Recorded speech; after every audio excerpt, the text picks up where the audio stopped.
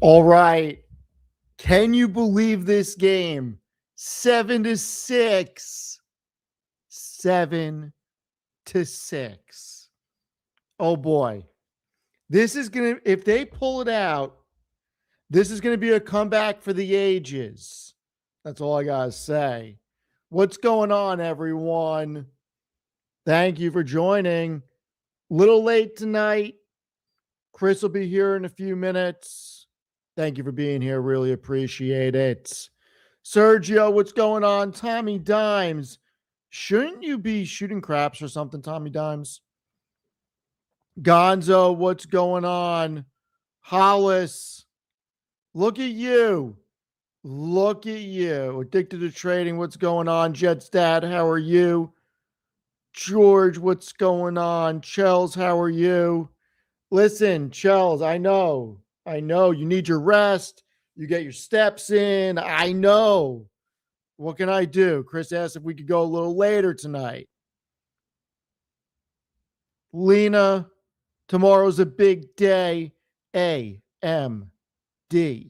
And yes, Palantir absolutely crushed it. Absolutely crushed it. Jarrett, what's going on? Hopefully, everybody is having a good day, or I should say a good night. Still feel like it's day. Every day is a blur to me, people. Every day is a blur to me. I kind of live in Groundhog Day. You know how I know it's the weekend? Because the stock market isn't open. That's how I know it's a weekend, or that it is a holiday. All right. Palantir slaughtered earnings. Slaughtered. It wasn't even a fair fight. Slaughtered earnings. Zeta running into the print. I'm excited for Zeta's earnings. And then we got Nebius and Marvell. AMD trying to get to 500. I'm excited. I mean, this is what we want to see. A market running, a market getting excited. Even Rocket Lab got above 70. Look at that. Space Mob crushing it. Core Weave, a little core to the weave. 86.40. I bought more at 75 this morning. Thought I missed the boat. Oil ticking up. I don't like that. SpaceX, even SpaceX getting some love. Taiwan Semi, QXO over 14. Oracle. Where did Oracle just go? Where'd you go, Oracle? Where'd you go? 142.59. This was 118 the other day. This was 118 the other day. Hollis, don't say that. Damn it, Hollis. 9-7. I turned it off.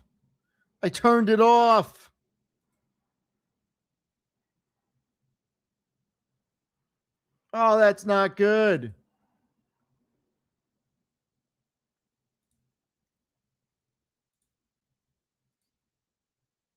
All right. This is going to be a tough one. They are fighting, though.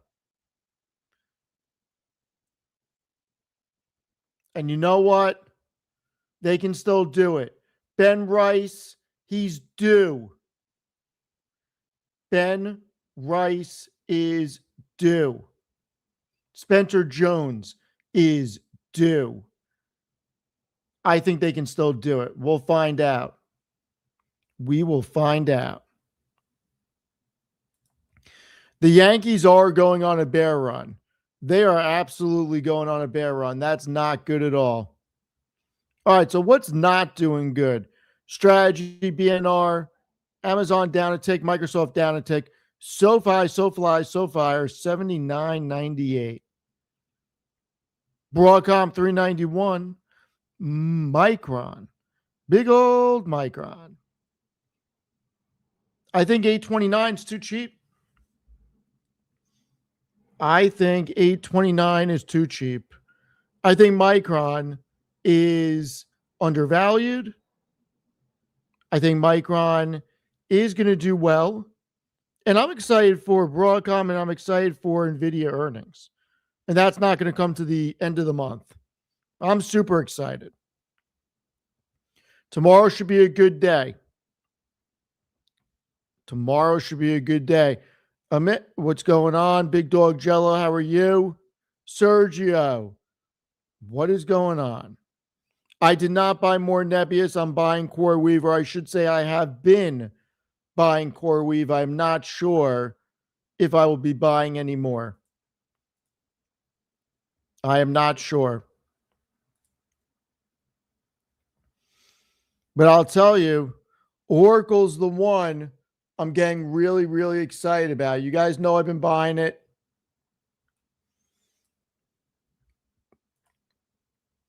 Please buy more of what? Buy more of what? I bought more CoreWeave today.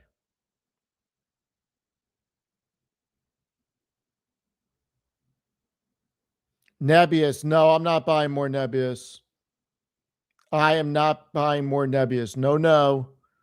Not happening. I have an average share price of like 82. I have no interest in buying more. It is not for me.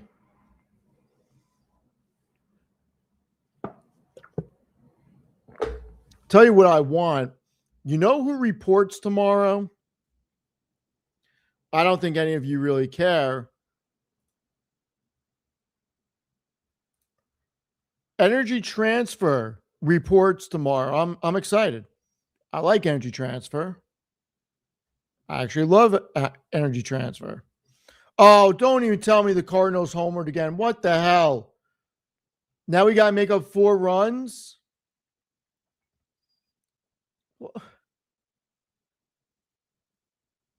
No good. No good.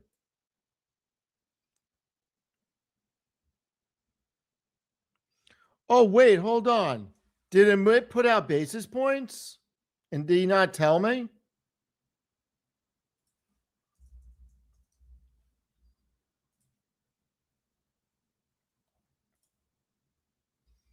No, he didn't put it out. Maybe I said that on last week's episode, huh? I made 2 movie references in the one we just shot.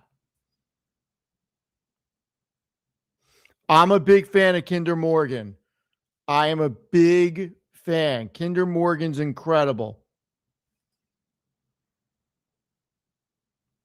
I told Matt not to piggyback off my bets. Anything can happen in sports. Do not piggyback off my bets. No, I haven't listened to the Google episode yet on Acquired. I'm still catching up. I'm still catching up.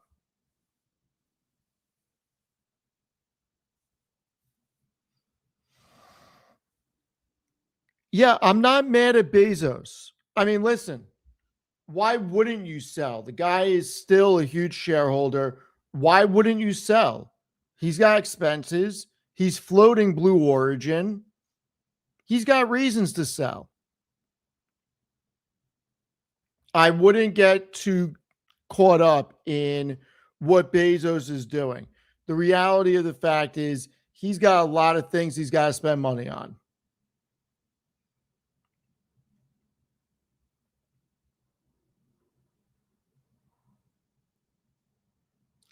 We'll see what happens. I think that Amazon is one of the greatest companies in the market. I think that, whoa. Somebody said Palantir revenue is going to decelerate. Well, it could. It's not likely to decelerate next quarter or the quarter after that. I mean, it could. Look, Palantir will not sustain a 93% year-over-year growth rate. They're just not going to. But I wouldn't be surprised if they hit 100% or more next quarter. I wouldn't be surprised. I mean, They are an enigma of a company.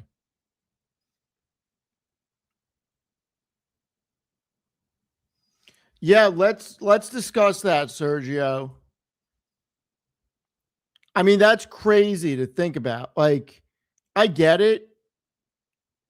Things are a little bit more expensive, but 200, I'm going to assume family of 4 is what I'm going to assume. You know, there's a reason, and I'll make this analogy, okay? There's a reason why the movie business is in shambles. It's because, unlike the 80s and 90s, and even the early 2000s, large flat screen TVs are normalized. You can go buy a 65, 75, 85 inch for under $1,000 if you want. I mean, having a huge screen, and you don't even need a crazy sound system. You just get a good sound bar and you can replicate a lot of things. It's very hard to compete with that, especially at home. You don't really have to pay attention if you don't want to. You can use your phone, you can press pause. I mean, yeah, I'm with you. Listen, I get it. OLED is awesome. I get it. I'm just saying the reality of the situation is, for under $1,000,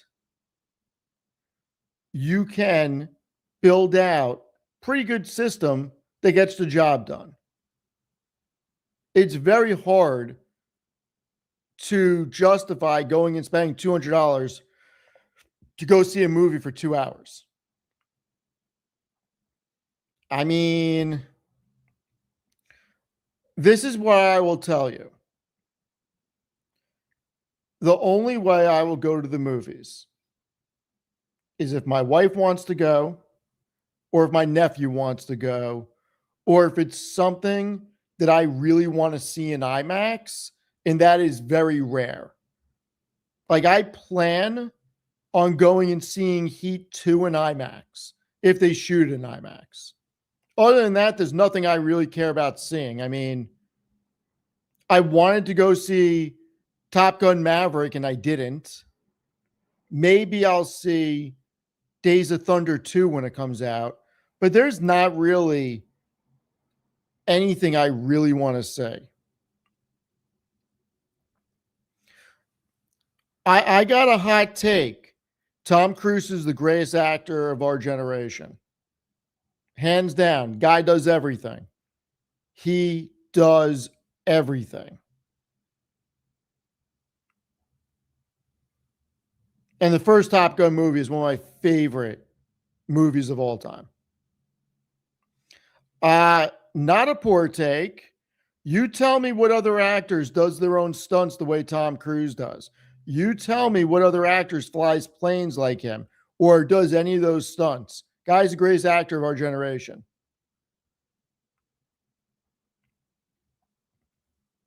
DiCaprio's great, not better than Tom Cruise. Jackie Chan does do his own stunts, but all Jackie Chan's stuff is martial arts.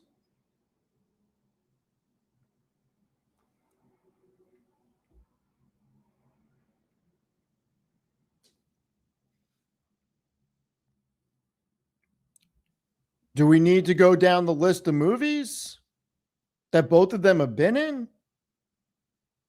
I mean, we can until Chris gets here. Craig, thank you so much. Really appreciate it. Conservative Millennial, thank you very much. Really appreciate EOG reporting. Incredible. And maybe that's a better way of saying it. I tend to agree with you, actually. Tom Cruise is the greatest superstar, but not actor. I'll give you that. I'll give you that. Maybe that's a better way to put it. But Cruise also has the acting range also. Now I want to see both of their movies. I'm going to IMDb. Chris should be here any minute, by the way. And we'll get started with the regular outline broadcast.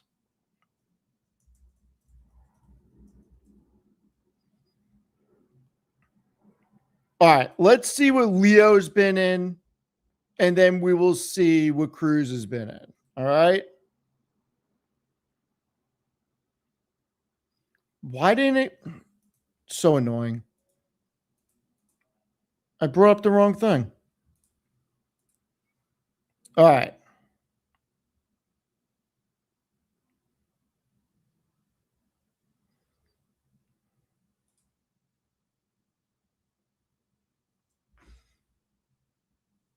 I've never seen this. Never seen. I think I've seen The Aviator.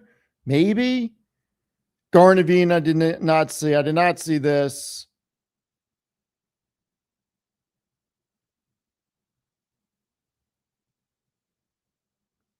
Did I even put the right thing in? Like, where are all his regular movies?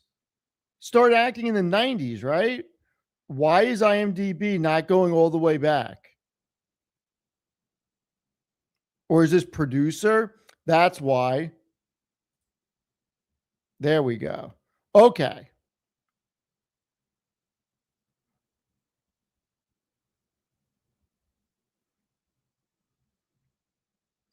Man, I forgot he was in Growing Pains. Okay, What's Eating Gilbert Grapes? Seen that. Basketball Diaries? Seen that. Quick and the Dead? Seen that.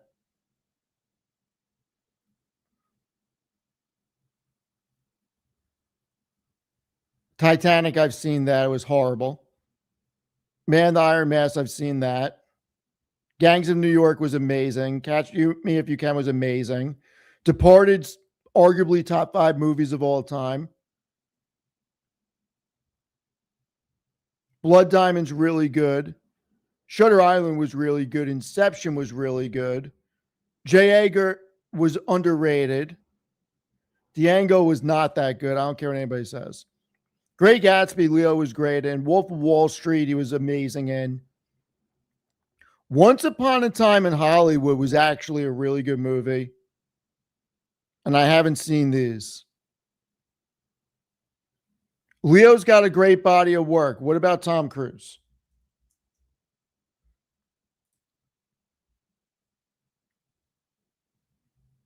All right.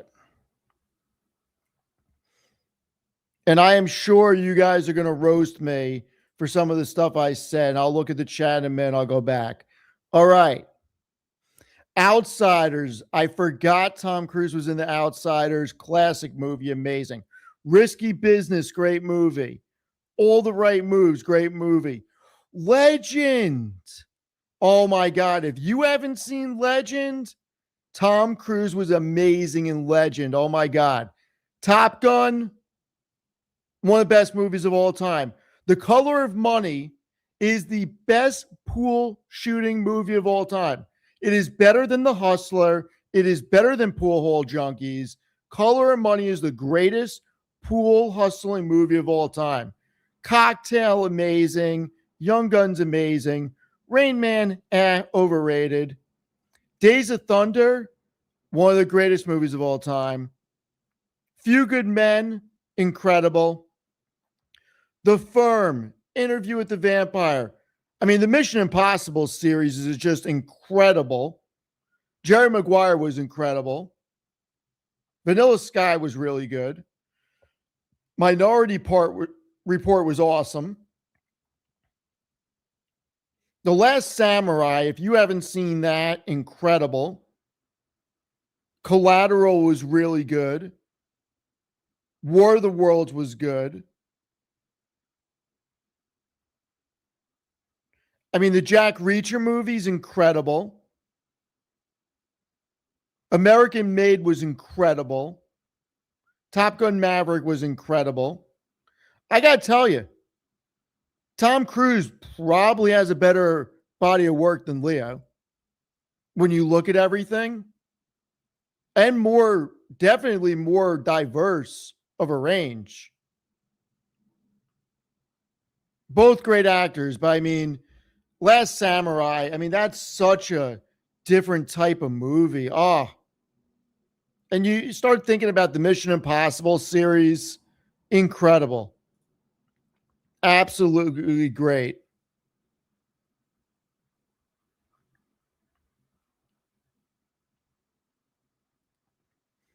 You know what? Keanu Reeves, Denzel's awesome. I mean, we will look at those two, and that's it. Hopefully, Kris gets on for this. So, Keanu is one of my favorite actors.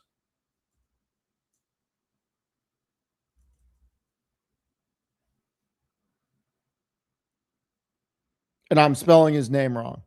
There we go.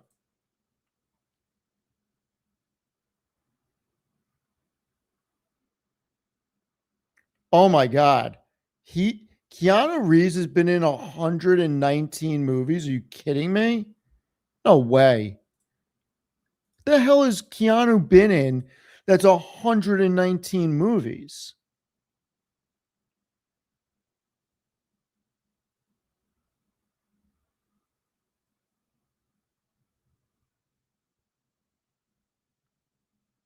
I don't know what any of this stuff is.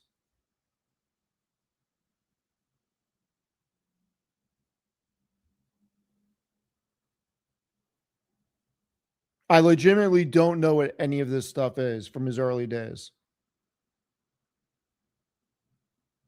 Bill and Ted's Excellent Adventure was okay. Point Break, I mean, that's a top 20 movie for me.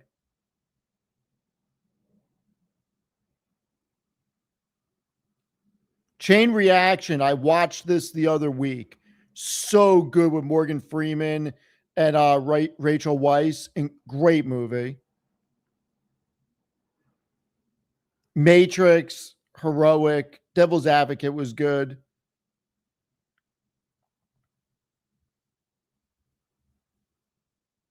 Constantine was a good movie. Street Kings. You want to talk about something that's underrated? Street Kings. Great movie. I don't know. Kris said he was going to be a couple of minutes late. Couple of minutes is now turning into 23 minutes. So I don't know where Kris is. And I don't want to text him. He'll be here. He didn't ask me to move it to another night, so he'll be here. John Wick, I mean, top 20 movie of all time. I mean, Keanu's body of work is not like Tom Cruise or Leo's. It's just not.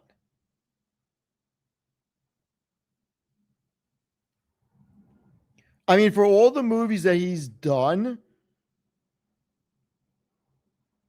he doesn't have like as many bangers as I thought he would have, to be honest with you.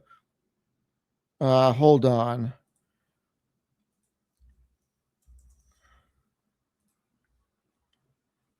All right. Last one I'm looking at, Denzel. Man, he's been in so much stuff. Oh my God.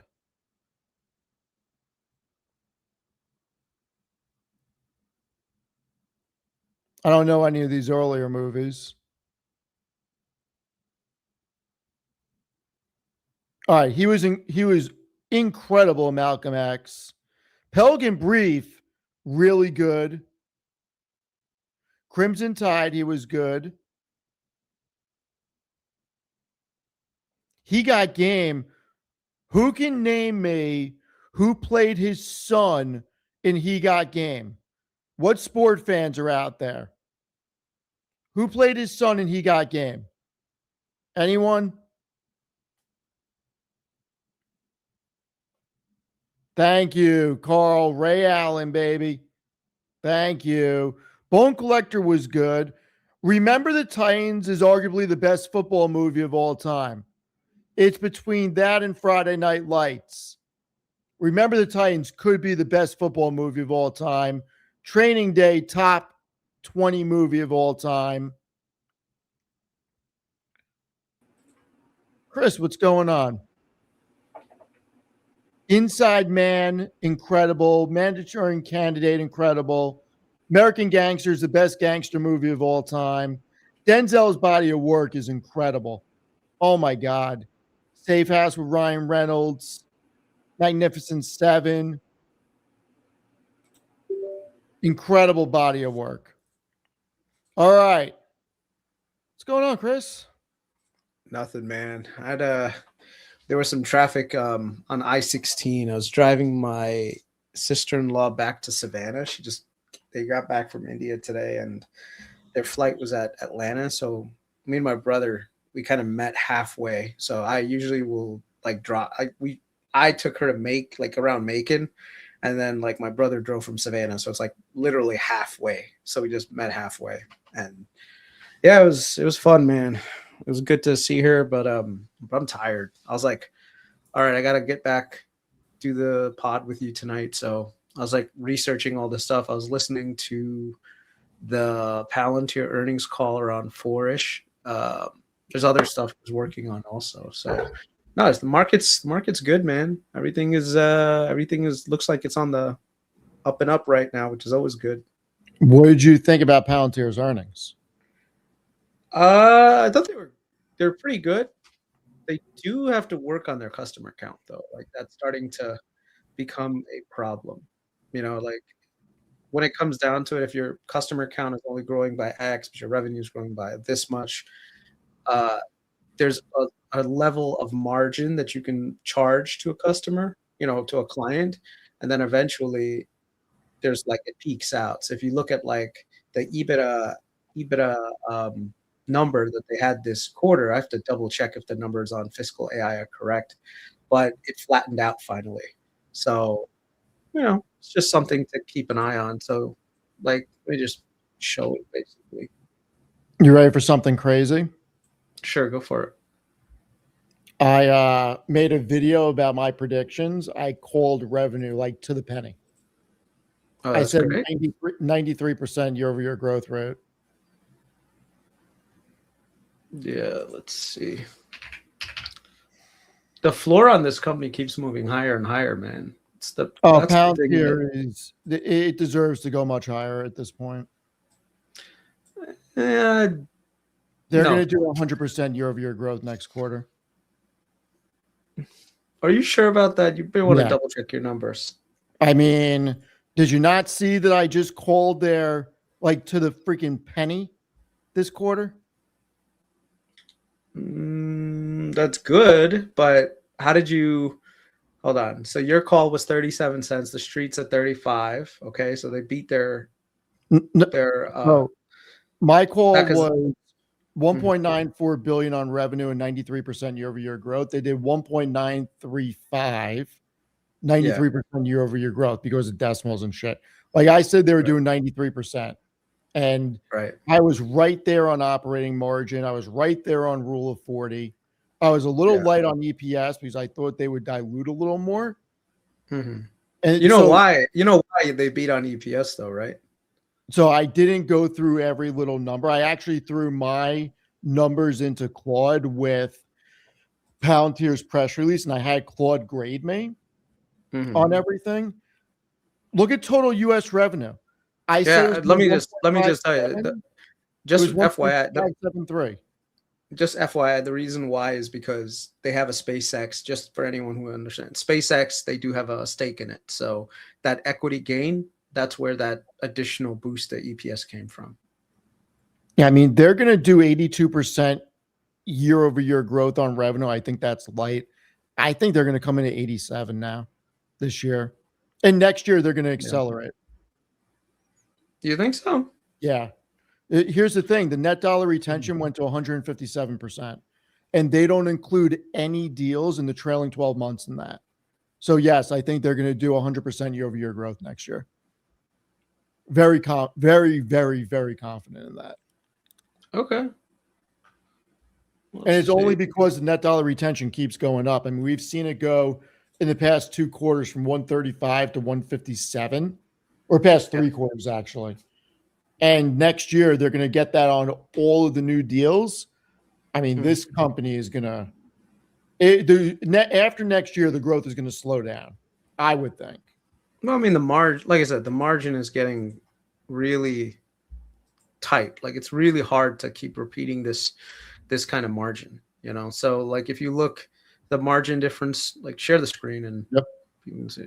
So this is their EBITDA margin. So EBITDA margin was about 47.5. So before it's 47.6, but that EBITDA margin is starting to kind of level off now. So, there's two ways that you can scale this higher, of course, which is adding a lot more customers, but not adding headcount, so your profitability goes higher. And yeah, just it's going to be, like I said, it'll be a harder trek to grow the EBITDA anymore. So they're not going to be able to grow, at least traditionally. You wouldn't think that they would grow their margins much anymore from here. I think this is where kind of like, unless, I mean, then you got like Visa and MasterCard level margins at that point. Yeah. Yeah, at that point, they have to really maintain the net dollar retention rate and make sure they upsell all of their new contracts. That's really how they're going to grow next year. If they don't do that, you're going to see revenue growth go to like 60% or 50%. I mean, the current projections total growth is right here. Their total revenue change is 92.8%. EBITDA margins 47%. So the revenue is moving up. EBITDA is leveling off. Then, of course, you've got forward. So let's see. According to, like I said, analysts right now, they're supposed to drop next year to, what is this? 26. No, this can't be right. Total revenue change quarterly. Why does it say 69%? This can't be right. Yeah, I don't think this is right. I have to look at this again, but there's no way they're dropping from 92% to 64 unless, what's the year over year comp? So this was June quarter. So they did 48%, which was, let me just look at total revenues. So let's see, 47%. No, where does it go? So June 25th, 48%. So they were doing about $1 billion in revenue. So they would have to do, let's say, what do you think? It was going to be 100? I think next year is 100%. Okay. Next year or like next quarter? No. Well, next quarter, I think that they accelerate to, and I got to sit down with the numbers, but I think next quarter can be 98 to 100%. Okay. So and I think according next to this, year will also be 100% year over year. So the September quarter from here, it says 2 billion, which is about right because they did about 1.93. Maybe they'll do like 2.1, possibly. But then over here, last September, they did 181. So 181 times 2 would be like, what, like 181 times 2 2.4? Like close to 2.3.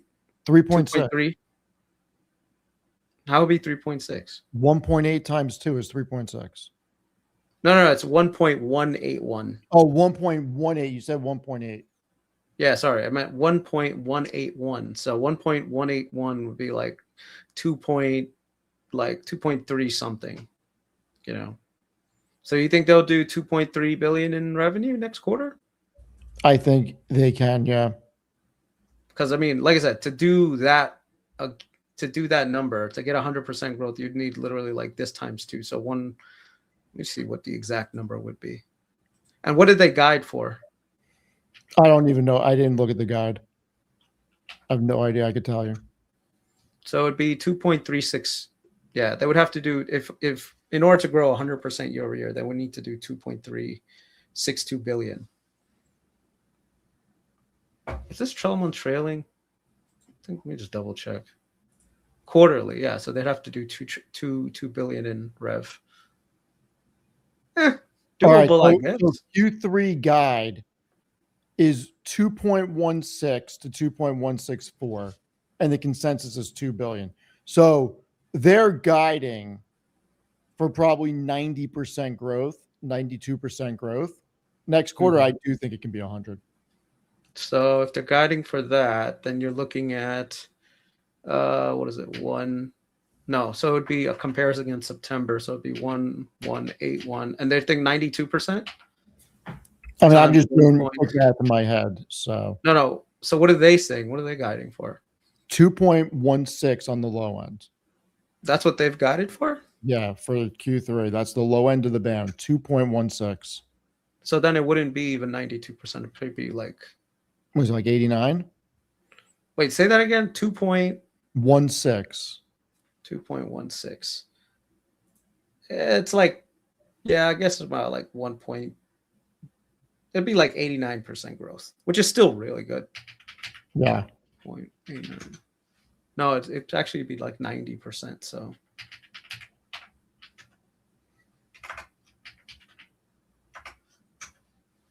something like that. Something between like, yeah. So what do you want to go over? You want to go through the Chinese models? Yeah, I think that's important because I think Karp brought this up today in his interview. We should watch that interview and just talk about it because I think The that's gonna help CNBC a lot. one? Yeah, I think that's one of the things that can really help understand where the value of Palantir, or at least what Palantir is trying to do. I think it was very interesting. They reframed it from open source to sovereign AI. Did you notice that? I did. Yeah. All right, I'm finding it right now.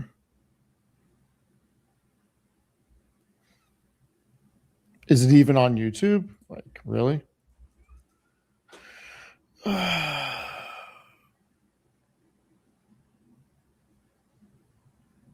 I know exactly which one is. I freaking listened to it, and I'm not seeing. I can't find it on YouTube. Really? Yeah. Let's see.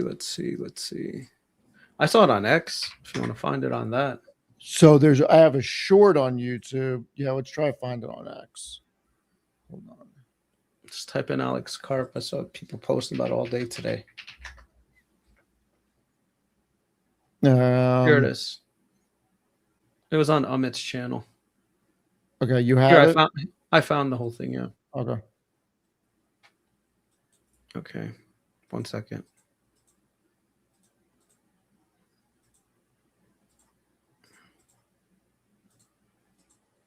All right, there we go. We have people trying to drug addict us to a future they believe they control. Now, I've spent a lot of time with Dario and the EA crew. They want to tell you we have to march into a future where we own nothing, where our businesses aren't profitable, where none of us have jobs, and where our adversaries win. And Palantir and our allies are guiding into a future where you have growth and jobs. The margins are a metaphor for everyone earns. You've blamed the frontier labs of overcharging customers, right? The OpenAI has responded. They brought down their token cost in the latest model. But why are you deepening your threat against the big LLMs? In this investor letter, you say we have always declined and will continue to decline, entering into a parasitic relationship with our partners. Okay, but you're taking two things: charging for a price, which Palantir, we get paid a lot of money. Why do we get paid a lot of money? Because we create value for the customer first, and value that they keep. So my central, obvious, it's not even an attack. All I did is put out facts. There's been no response to these facts. And primarily, I was talking about a philosophy that is downstream from the belief that because they will own the future, they can take your alpha and transfer it to them in the present. I actually truly believe if a lab or Palantir or an open weight model or people deploying an open model create $1 billion in value, they should make $300 million. That's a fair thing. It's not about what you charge, it's what you charge for. If you're charging for something that creates very little value, and simultaneously, if I charged you $1 million for something and you're like, oh, what value am I getting? What if I charged you $1 million and you found out I migrated your whole bank account into my bank account at the same time? And CEOs understand that. They acknowledge those comments you made today, 4 weeks ago when you came on CNBC. But what do you say to the small business that says we don't have the budget to be able to have an open weight plus a closed source model? We got to just go with the frontier lab.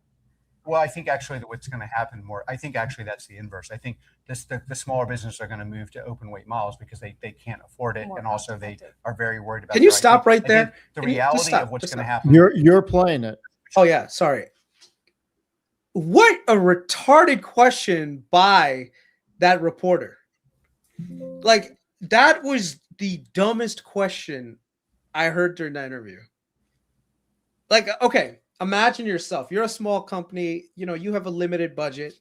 What are you going to do? Go to Anthropic and get their fucking like 5, $50 a million token model, or are you going to do the $5 per million token model that's like a little bit less, you as a small business?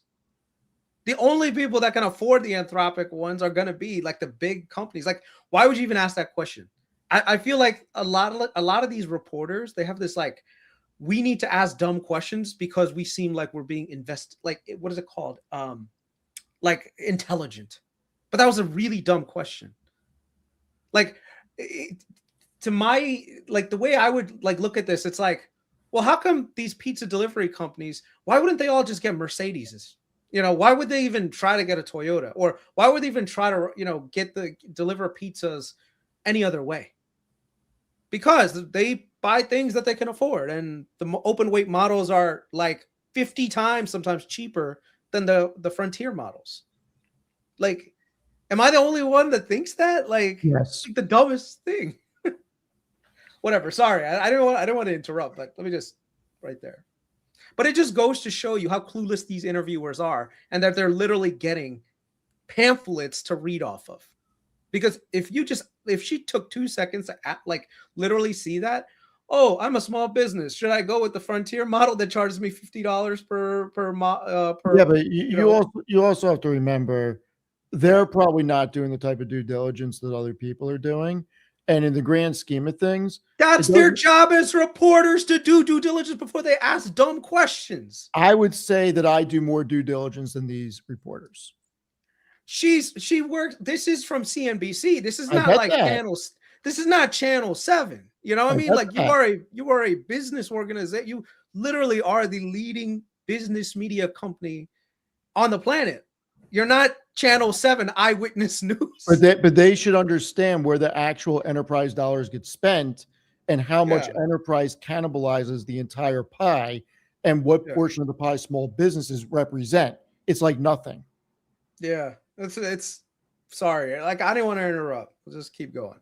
I think the smaller businesses are going to move to open weight models because they can't afford it, and also they are very worried about their IP. I think the reality of what's going to happen with our business partners, which are medium to large businesses whose fate most jobs in America upon which rest. So your economic future and our ability to defend ourselves rests on the back of our partners. And our partners are going to move for an application layer because open weight or closed weight, they're not putting those models on top of their enterprise. Mm-hmm. First of all, they don't create a lot of value. Second of all, the value they create gets migrated to someone else. And they're all running around saying no ontology, no love, which is like a saying from the 70s I had to look up. But it's like that's what they're saying. And they're going around saying, and by the way, we're educating people that aren't even our partners. Like, not everybody we educate is going to become our partner, but I'll tell you what, they're not going to fall for this trick if I give away the means of my production and pay for it. At least they should pay you. It'd be a very different thing if they're like, hey, look, we'll pay. If I came to them like, look, I'll pay you $1 million. Yeah, your business is going to be worthless after I'm done, but at least I gave you some money. What if you equity or something? Yeah, or something. So any case, but by the way, I've spent a lot of time with Dario. He's not the caricature people think. They have a philosophy. That philosophy is a very important philosophy, the determinative philosophy in the tech scene of the last couple of years. And that philosophy in its business practice basically says, in simple terms, I own the future, therefore you should migrate the value of your business to me and be happy with the derivative of that you sometimes get after a wealth tax. And most Americans are saying, I already have a religion.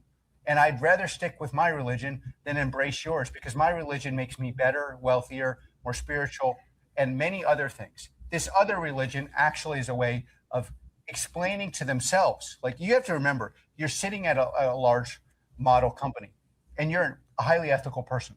How do you explain to yourself why it's your right to migrate the value of your business to their business and therefore take the jobs and prosperity of those people away from them? You do it because you believe you're creating a better tomorrow. Just unfortunately, that tomorrow is not going to be as good for the people that you are partnering with and they're paying you.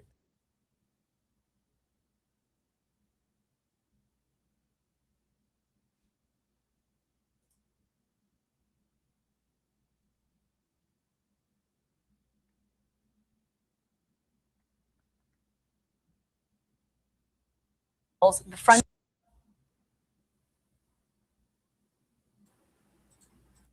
Frontier Labs, sure, sovereign. If the Frontier Labs then get commoditized, what happens to their valuation? Do they get cut in? But look, what do you think that is a necessary valuation for Anthropic, OpenAI? That is irrelevant to me. What happens to the Frontier Labs? Sorry. You know, I talked to Sorkin about this, and I'm just going to say the same thing. You guys are very worried about what happens to their valuation. I'm worried about what happens to American enterprises that power most of the economy, most of the jobs, what happens to the Department of War, and the safety and veracity of our physical and economic life. Every company in the world every company in America should be downstream of that. I have no professional or interest in discussing what, like, by the way, and then also, I would say in a slightly more acerbic way, why are we so focused on how well a small group of people do in America? Why don't we focus on how Americans are doing? And I'll tell you what's good for Americans. They get to control the value of the enterprise. By the way, it's also very good for Palantir.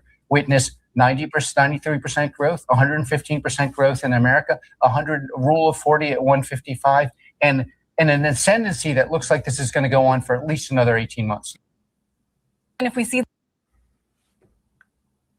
I thought that was probably one of the best parts of like the interview, to be honest, because, you know, there's always going to be people that try to do this regulatory capture where they want to basically create like a ring wall around their own selves and that make everyone else go through you. I'll give you an example. If you go to like India, back in the day, they had something called just Air India. And if you want to go anywhere, you had to go with Air India. That was like the national airline, right? When that national airline, they were able to charge as much money as they want. They didn't have to have any quality of service. They didn't have to do anything. The model guys are in the same thing. If you give them like a regulatory moat, you say, you know what, you don't have to compete with anyone. We'll just prevent any of your competitors from coming in. That means that these guys can extract 80, 90% margins on every single business out there. And that's not healthy. That's not how we need to operate. We need to give people the opportunity to compete against each other. So the clients, and which is basically the American people, get the best quality of outcome, right, at the lowest price. The last thing we want to do is set up this monopoly-like system. And apparently Dario and Sam have tried to do that over the last 6 months. I think it's the cat's out of the bag now.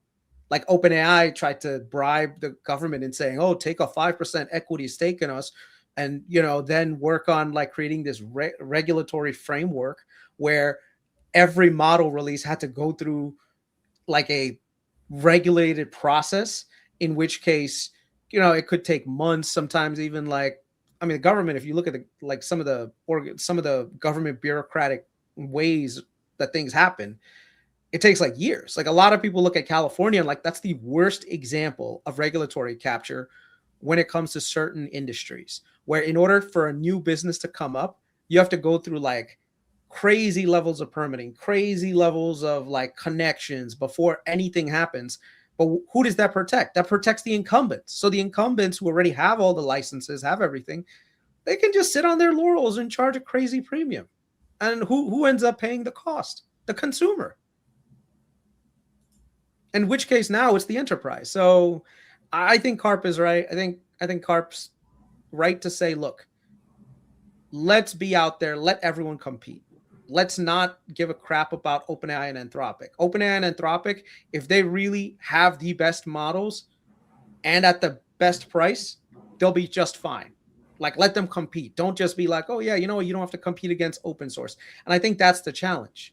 You cannot limit open source. And I think that's why Jensen and every technology company, they all stood together and they said, look, we need to have an open source ecosystem that's always going to be chasing these guys and making sure that the value of AI doesn't just get held in the hands of like a few companies, that it actually gets dispersed out there. So the United States government should not step in by any means and limit access to open source models. The reason being, the rest of the world has access to every LLM. Our companies should have access to every LLM and let the free market dictate itself. And whatever ends up being the best LLM at the best price, these companies will use. If we limit these companies, and I agree with you 100% on this point, if we limit US companies to only utilizing Alphabet's Gemini, OpenAI's ChatGPT, or Anthropic's Claude, and for some reason, open source models get better, hypothetically, our companies would be at a disadvantage, and you don't want that.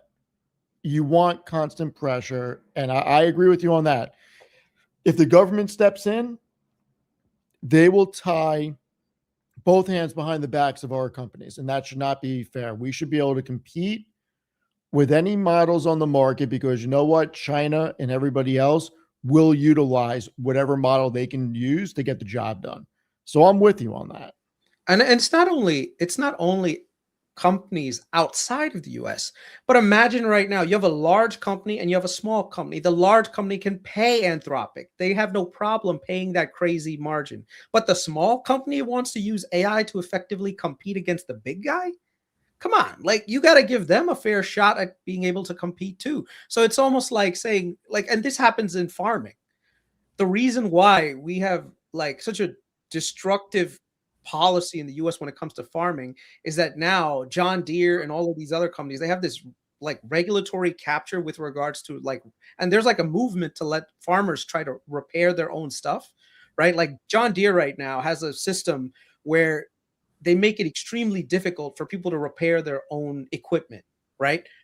So now a lot of the farmers are stuck because they can't afford to pay these service contracts to John Deere.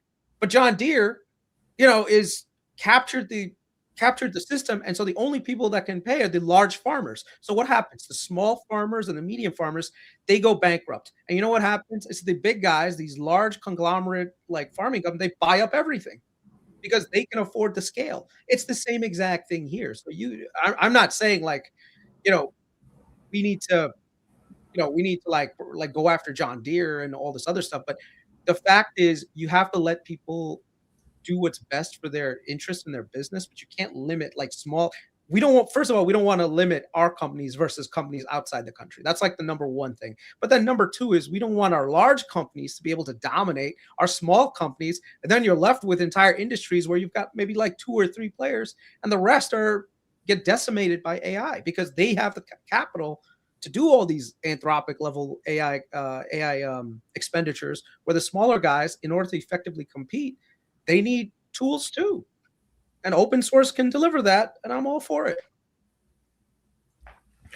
Correct. Open source can deliver to some degree. The question is, will open source actually rival Anthropic, Gemini, and OpenAI? That's the real question.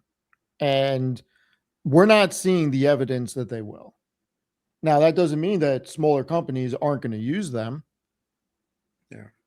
Now, smaller companies may use them for exactly what you cited because it fits within their budget, and for their internal use, it can probably increase margins, help employees become more efficient.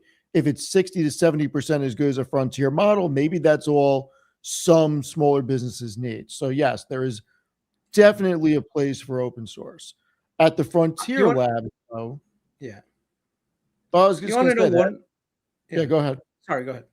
No, I was going to give an example, but go ahead. Yeah. No, give an example. That's fine.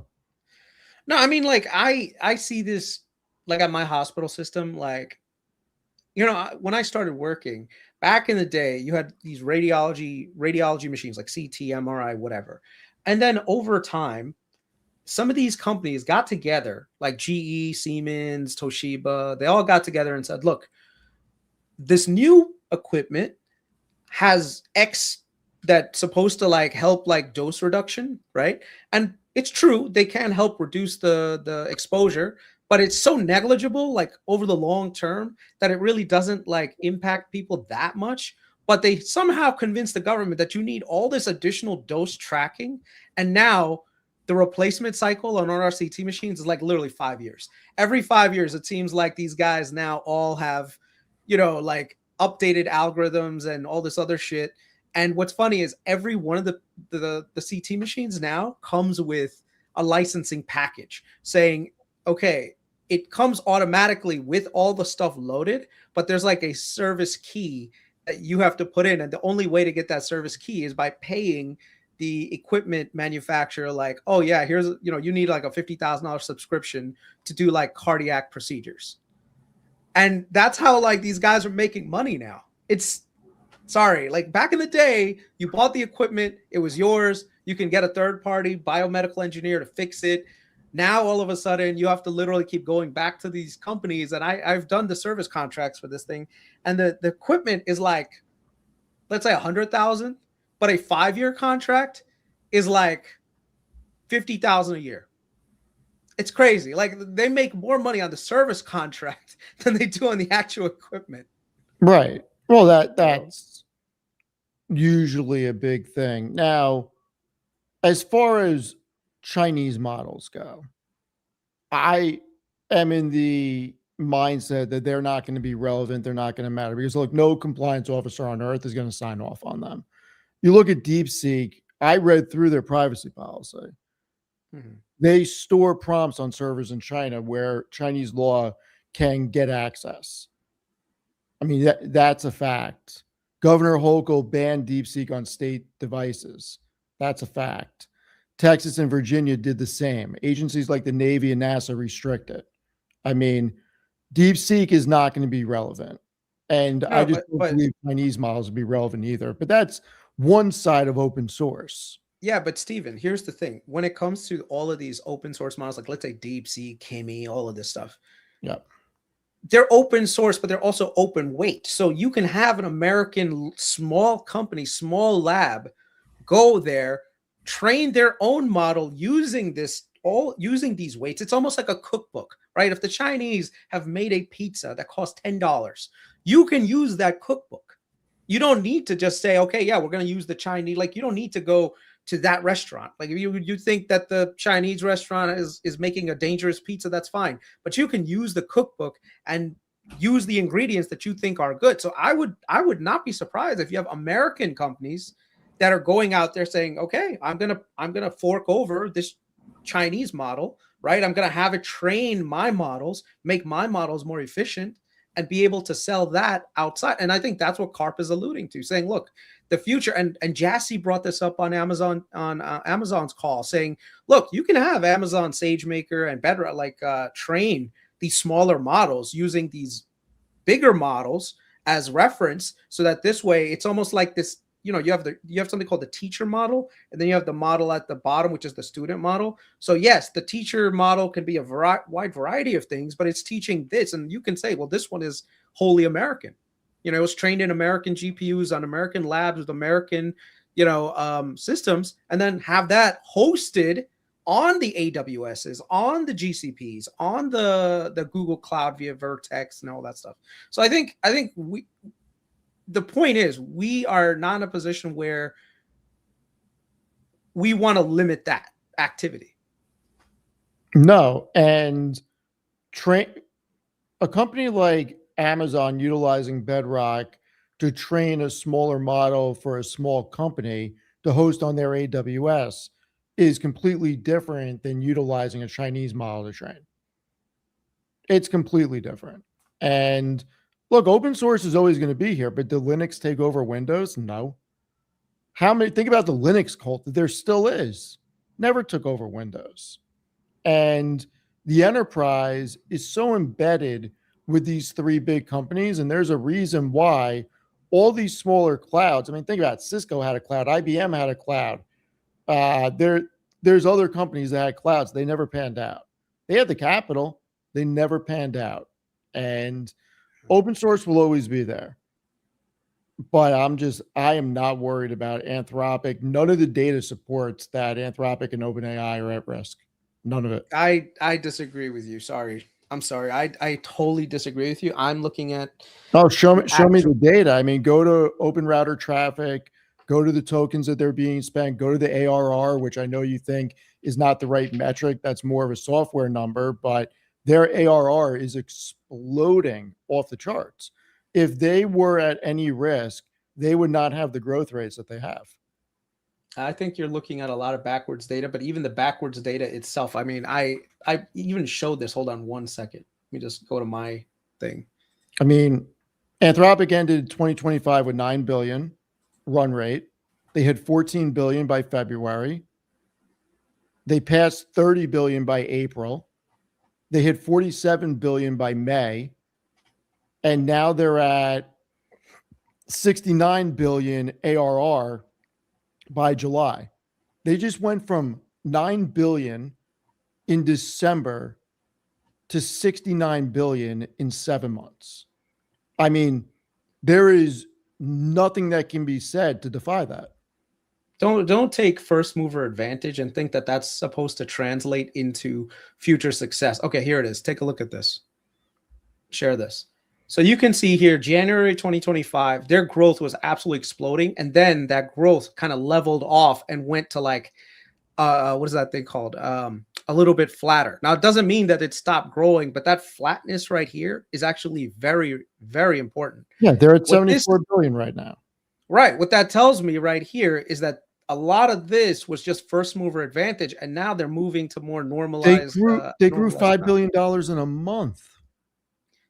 That's fine. That's fine. But what I'm telling you, what they're looking at is that ARR number. So any new thing that comes up right now, a lot of these open source models that are that level of intelligence, the Mythos level or Fable 5 level, those things are effectively competing and now drawing that growth rate down. I will say once we see the S1s, I think it will be very important if a lot of the comments that OpenAI and Anthropic, had they not been so open about trying to limit competition, I don't think anyone else would have noticed. But I think they sense it. I'm telling you, they sense the fear and they sense the pricing difference that they're competing against. And a lot of people are saying, why am I paying 50 times more for something that's giving me the intelligence that I need at a bargain basement price? And it's not just, no longer do I think that this is just Anthropic and OpenAI versus the Chinese. I mean, you've got Muse Spark that just came out, which is, you know, it's not like super great, but that's one from Meta. You got Nemotron. A lot of businesses are saying, why are we using frontier level intelligence to ask for George Washington's birthday? Maybe this token maxing craze was effective in January when everyone was oohing all over this stuff. But the minute every CEO saw their token budgets absolutely explode and their profitability started to get challenged, every one of them said, screw that shit. Let's use the sonnets of the world. Let's use haiku. We don't need to use fable. We don't need to use, Terra, Soul, whatever they're calling it. I don't even know the nomenclature on OpenAI anymore. I'm just saying, read into what they are doing rather than just the numbers that they try to pad. It's not padding anything. It's legit numbers. And look, enterprises are voting with 7-figure contracts. Anthropic doubled in under 2 months. 92% of Fortune 500 uses ChatGPT. Claude's the only frontier model available on all 3 major clouds. Mm-hmm. I mean, there is no competition outside of the 3. Open source is not competition for them. Dude, if that wasn't the case, they would not have tried this regulatory capture maneuver. Both of them have been trying to do that. No one. I mean, wouldn't you? I would. If I was running those businesses, I would. I don't know, man. I would absolutely try to destroy my competitors if I was running that business, even if it was unlikely like it is. Listen, I've been seeing a lot of people like CEO of Box. They're all talking about it. They're all using a lot of open source. You got Palantir, which is also telling you that, look, the future is not only OpenAI and Anthropic. The future is whatever works best. Open source is never going to die. Open source will always be there.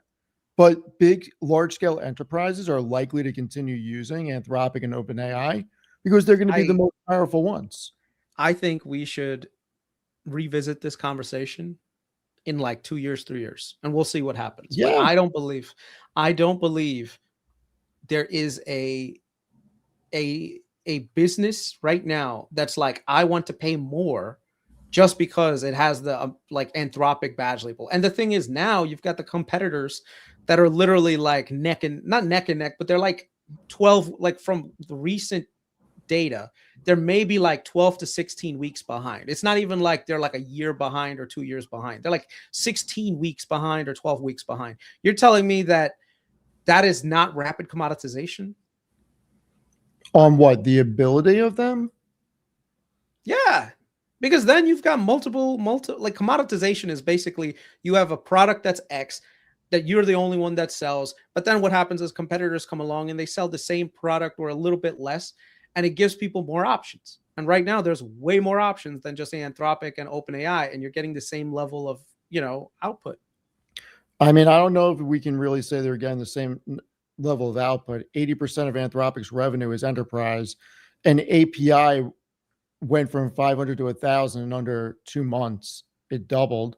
Claude Code crossed $1 billion of annualized revenue back in November and has scaled to $8 billion of ARR with 54% of the AI coding market. I mean, I don't know how we can say that anything is even close. Yeah, one of the comments for you guys have to remember, this is Chris's entertainment purpose zone. Chris has his own objectives to make money in the stock market. And I don't know how I can make money by shit talking Anthropic and OpenAI.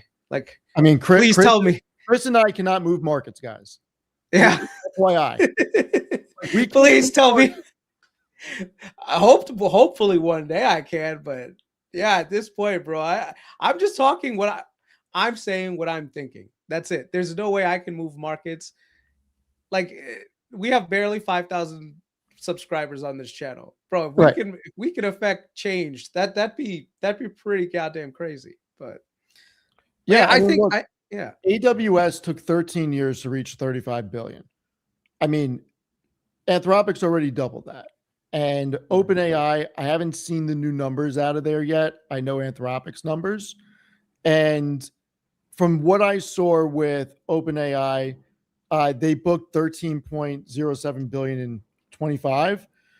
I'm not sure where they're at now, but with where they're going, it's very hard for me to believe open source models will be as effective as those, but that doesn't mean that companies won't use them.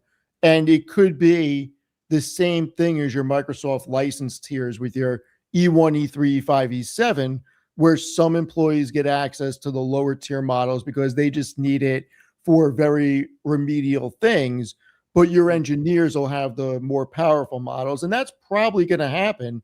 And a company like ServiceNow will probably be the tower that assigns models to employee profiles.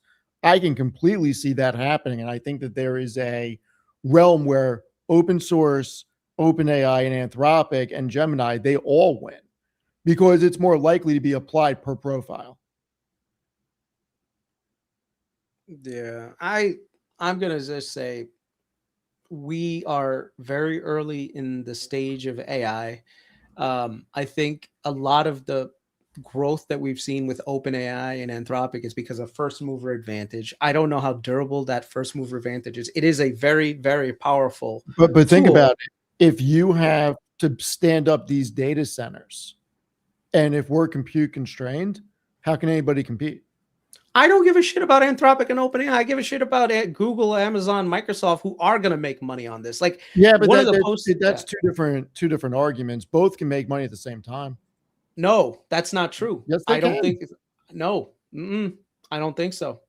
Because you have the commodity markets, right? Like, here's an example with MLPs, right?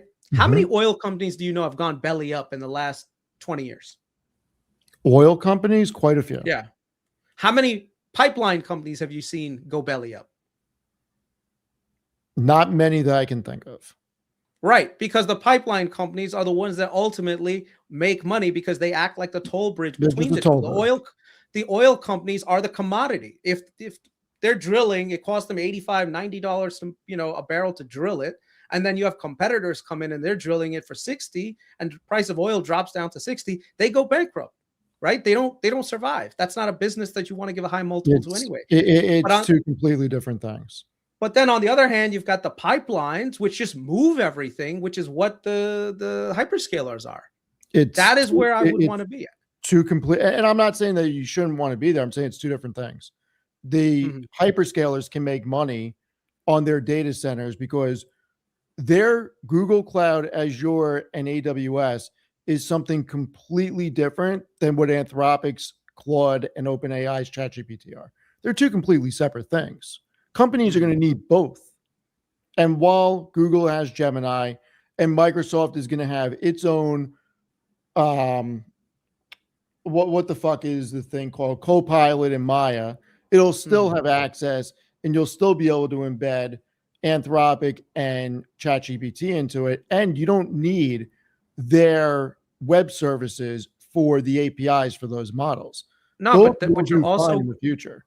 No, but the thing is, that's what I'm trying to tell you, that the AWS does not give a crap whether you use Anthropic, whether you use OpenAI. No, it's model agnostic. Doesn't matter. Or with an open, yeah, exactly. That's the point. The pipeline companies don't care who is supplying the oil that goes in the pipe. Right, because crude is crude. Yeah, because crude is crude. They don't give a shit. It's the same thing with the AWS of the world, Google's of the world, and Microsoft's of the world. They don't care if you use open source or not. They don't care if you use Anthropic or not, because they're going to make money on that inference anyway. So that's what I'm trying to say, that if you want to make money, in my opinion, safely in this market, when it comes to AI, you bullish on AI, you think that it's not going anywhere, which I clearly don't think it's going anywhere. I would much rather be in Google. I would much rather be in Amazon. The hyperscalers are definitely the safer play. What I am saying is both can make a lot of money at the same time. The LLMs from ChatGPT and Anthropic can thrive at the same time as data centers from the other hyperscalers. No, you shake your head, but it's happening right now. Revenue is scaling on Anthropic and OpenAI as it's scaling from GCP, Azure, and AWS. They're scaling at the same time right now. Are they not scaling at the same time? I think OpenAI and Anthropic, in a couple of years, people are going to. But that's not the question. Are they both scaling right now at the same time? I don't know. I don't know how to answer that question because I don't know what. Simple. Or both. Well, no, I don't know. I don't know. Look, unless you know has AWS's revenue grown year over year? Yes, it has. But once again, I don't know what percentage. Azure grown year over year? I don't know what the percentage of all of that growth is related to Anthropic and OpenAI, and how much of that's actually. No, I get that. I get that. And I also can't tell you if Anthropic and OpenAI in the future. But if you go back to your chart the same ones that you brought up, Anthropic has gone from $9 billion in revenue to $74 billion in 7 months. They are scaling at the same time. That's their ARR. That's what their annual recurring revenue looks like. That's still revenue scaling. Annualized reoccurring revenue is reoccurring. But that's the point. It's not This is the problem with that stupid ARR number. It's not reoccurring. Like, software is reoccurring revenue, okay? Where basically you sign a subscription saying, I am going to have this many subscriptions next year. And that's a reoccurring revenue base. OpenAI and Anthropic are a lot more based on consumption, where if people are actually utilizing these models, that's how you calculate it, right? The thing is, what they're doing is essentially taking the last month's worth of compute, multiplying it by 12 and saying that's how our annualized recurring revenue is going to look like. There is no guarantee that that revenue is going to be the same 12 months from now. You can ask Claude. You can ask Claude right now. Can you define what ARR means to Anthropic right now? How do do it? It's a good exercise so that people see. Ask Claude. How ARR is accounted for. Just open up Claude, and just ask it. Just ask the question. It is mainly a subscription base. The reason that they're using it is because they are selling on a subscription base also. The difference is individuals like ChatGPT, for instance, they have 20 million paid seats. They're looking at that probably as ARR because it technically is a subscription, but it's a subscription with a 30-day out, unlike what you're talking about is a 5-year contract where you can't get out. I know exactly where you're going. You're not wrong on that. I'm saying that right now, based on what they are showing, whether you want to say it's revenue or ARR, either one, Anthropic has gone from 9 to 74 billion. It has scaled at the same time as AWS. Can you do me a favor?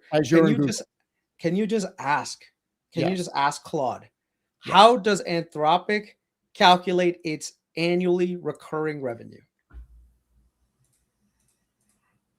And just share the screen with everyone. No, I'm going to share why I type it in.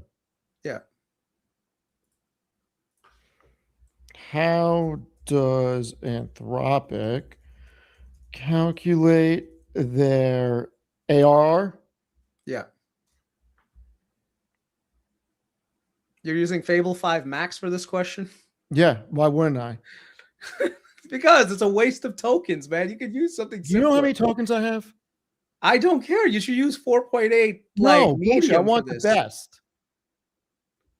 I use Fable 5 for everything. I don't use any other model. Look at this big shot over here, man. Come on. I'm paying for the biggest package. I should use it. Why am I going to use an inferior model? You're literally delivering pizzas with a Ferrari, bro. Exactly. You know? Maybe I'll get a bigger tip. This is why, like, I'm an Indian person, man. I would never do that. I'd look at that like, nope, sorry, not gonna happen. I ain't just trying to ask a simple question, like ask George Washington's birthday and ask Fable 5 to do it. Like, no, it's fine. No, man, we need the power. I'm paying for the 20x plan. You know what? Here's an idea. We'll ask the same question with 4.6 or not, like we'll use not dumb model, but we'll use a lower model and see if they get the same response. Are you ready for this? So before we read this, I'm at 1.7 billion tokens on OpenAI in 2 weeks. Billion. Bro, you are definitely you are bankrupting that company right now. I guarantee whatever your subscription is, no way. I'll show you what I built after we read this. It's insane. They're about to call you and be like, Fiorillo, we're done. Like, we can't handle you anymore. You are going to be a part of the damn S1. I'm guaranteeing it. It'll be like S1, like individual user, Steven Fiorillo is the reason why our profit margin is like negative 98%. Because he fucking signed up for a $200 subscription and he was like $300,000 worth of compute. So hold on. I gotta show you this. Before we read the answer, I gotta show you this. My email is not in here, so I feel fine showing this. Yeah. Did they warn you that you were costing them fucking no? Well, I can't zoom in, but that says 1.7 billion. Okay, and I've had it for 2 weeks. And what are the dumb questions? Like, can we just see some of the questions you ask? I just want to know. It's not questions. Like you don't. I built a full desktop program. Okay. In Codex. Okay. That makes sense. No, I'll show you what I built after we get to your thing right here. Okay. I'm ridiculous. What do you want? All right. Listen, if they're willing to give you that and they want to do like a flat fee subscription, by all means, go ahead, man. Yeah, I mean, I'm paying them $200. I want to get every piece of juice out of it. Okay. You're good. I'm sorry. I forgot that your goal isn't to save the company any money. Your goal is screw it. I don't care. Listen, if I'm paying for it, I'm using it, man. Same with Anthropic. I'm paying for Fable 5. I'm using it. This reminds me of my father-in-law. My father-in-law, he was telling me about a story about this like car wash in his area that basically said you pay a fixed dollar amount so you can wash your car and like as many times as you want. This dude was washing his car like every other day, I mean, I would go every week, but I was like, why would you do that? He's like, I just like a really clean car. I was like, I mean, he's retired. He's doing that. It's just, but then like he realized that it was actually like destroying his, like the it destroys the paint after a while. Yeah, exactly. So yeah. So they're saying Anthropic doesn't actually report ARR in the traditional SaaS sense. Mm-hmm. What the company discloses is run rate revenue, and the press converts that into ARR shorthand. The actual formula leaked out through Reuters breaking news, citing a person familiar with the matter. Take the trailing 28 days of composition-based sales and multiply that by 13, then take monthly subscription revenue, multiply it by 12, add the two together. The 28 times 13 math works out to 364 days, so it's defensible annualization, but the mechanics matter for how you interpret the number. Roughly 70-75% of Anthropic's revenue comes from API and enterprise contract usage meaning the bulk of the headline figure is the most recent 4 weeks of consumption annualized forward. During hypergrowth, that's flattering by construction, et cetera, et cetera, et cetera. That's how you get to the numbers like 47 billion as of May 26, up from 30 in April, et cetera, et cetera. I mean, even the fucking revenue run rate is 74 billion. Oh, Jesus. So think about it. They went from 9 to 74 billion run rate in 7 months. Right, but it's not guaranteed that that's what they're going to end up with at the end of the year. If, let's say, the next 30 days, you've got a bunch of open source models coming out and everyone switches out of them and says, I'm going to use APIs from Kimi K2 and DeepSeek and all those other stuff, their ARR number starts to trend in the other direction. DeepSeek is unlikely because it's getting banned. And look, compliance officers are not going to let Fortune 500s use it. They're just not. Right. Yeah. So is there going to be ways for open source to win? Absolutely. But they're not going to be as powerful as this. And I think it's more the silo approach. I think the more important thing that's probably going to happen, like let's say even outside of the open source competition with, like Chinese models or whatever, is it's probably going to be that businesses are not in this like, give me $200 a month and I'm going to use 1 billion tokens. Like Anthropic would never allow that. They would probably be like, no, I'm going to put you on API pricing. Right. And the thing is, most companies, they cannot handle that API pricing. That's why the whole conversation we had about Uber went in that direction. It's the same thing that I think is going to happen with this thing, where I think initially every business was like, we need to get AI first because otherwise our competitors are going to get ahead of us. And then everyone woke up and said, wait a second, what is this costing me? Now everyone is saying to their own employees, like, stop asking George Washington's birthday using Fable 5 Max. You are not Stephen Fiorillo. Well, we don't got Stephen Fiorillo money. You know what Stephen Fiorillo does in his free time, Chris? What? This is Fable 5 Maxes? This is the 4th version of my betting program. You see what I'm saying? That's right, baby. So prediction markets, straight bets, most likely winners. I'm working on the algorithm right now. I have a full data lake with statistics. In here, ton of different stuff, APIs and everything. We're working on it. We got a live monitor in here. We got prediction markets in here. I'm very serious. Like, this is my new hobby. Like, I'm getting this ready for football season. As much as I want to hate on you, I started using your inflation tracking thing. This morning I woke up and I was like, okay, let me look at Nowflation. Right. And I have a suggestion if you want. I'm ready. Here. Let me know. Look, so take a look at this. So first, it's called Markets Barometer, which is weird because I forgot it was called Nowflation. So I just put it in Google and it just came up and I knew that this was the right one. It's the same thing, right? The thing that I was going to tell you is what is it called?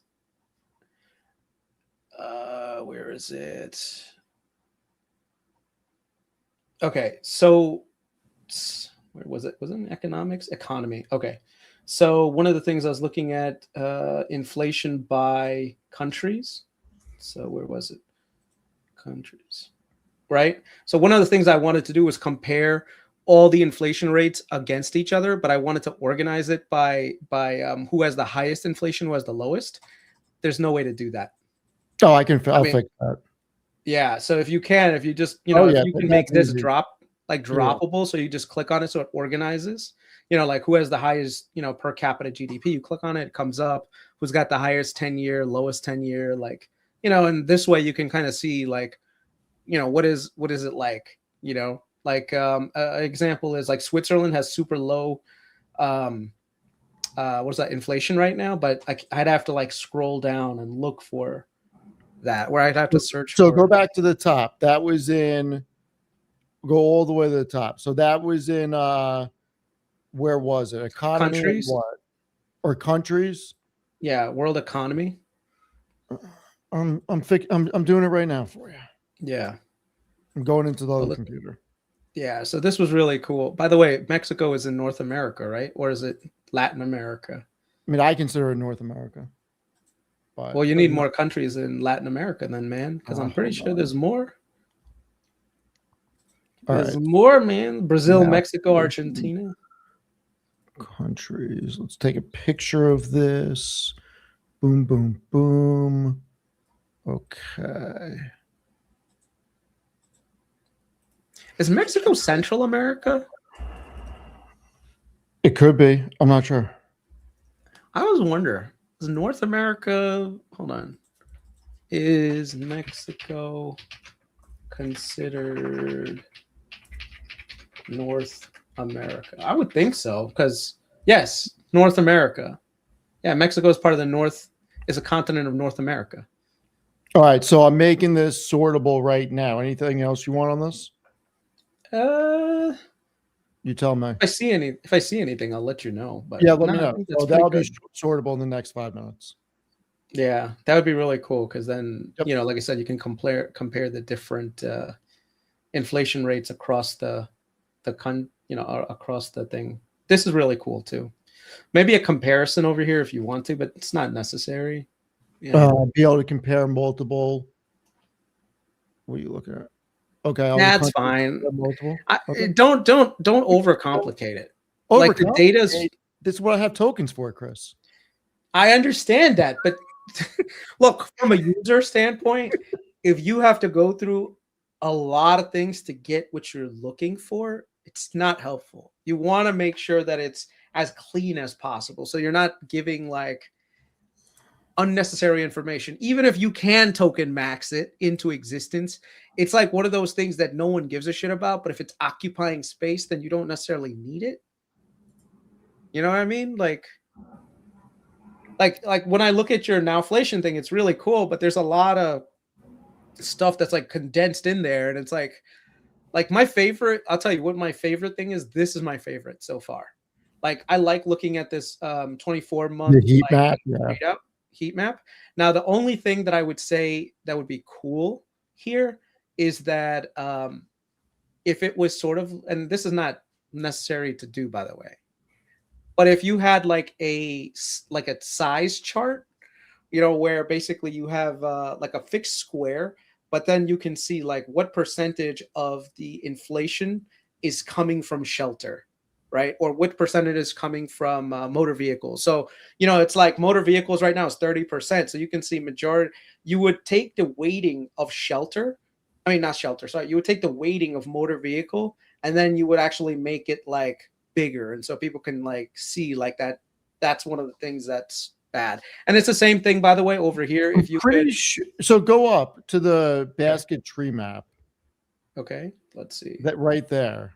Right, but I'm saying like, click into any of those. Oh, wait a second, yeah, you can click into all that stuff. Just click. Yeah. Oh, I gave you everything. Yes, you're right. I think I asked for this last time you made it. You already asked for this, and I built it. All right. So I just see this. What I mean, like I just forgot that this was a thing. Yes. Okay. Yeah.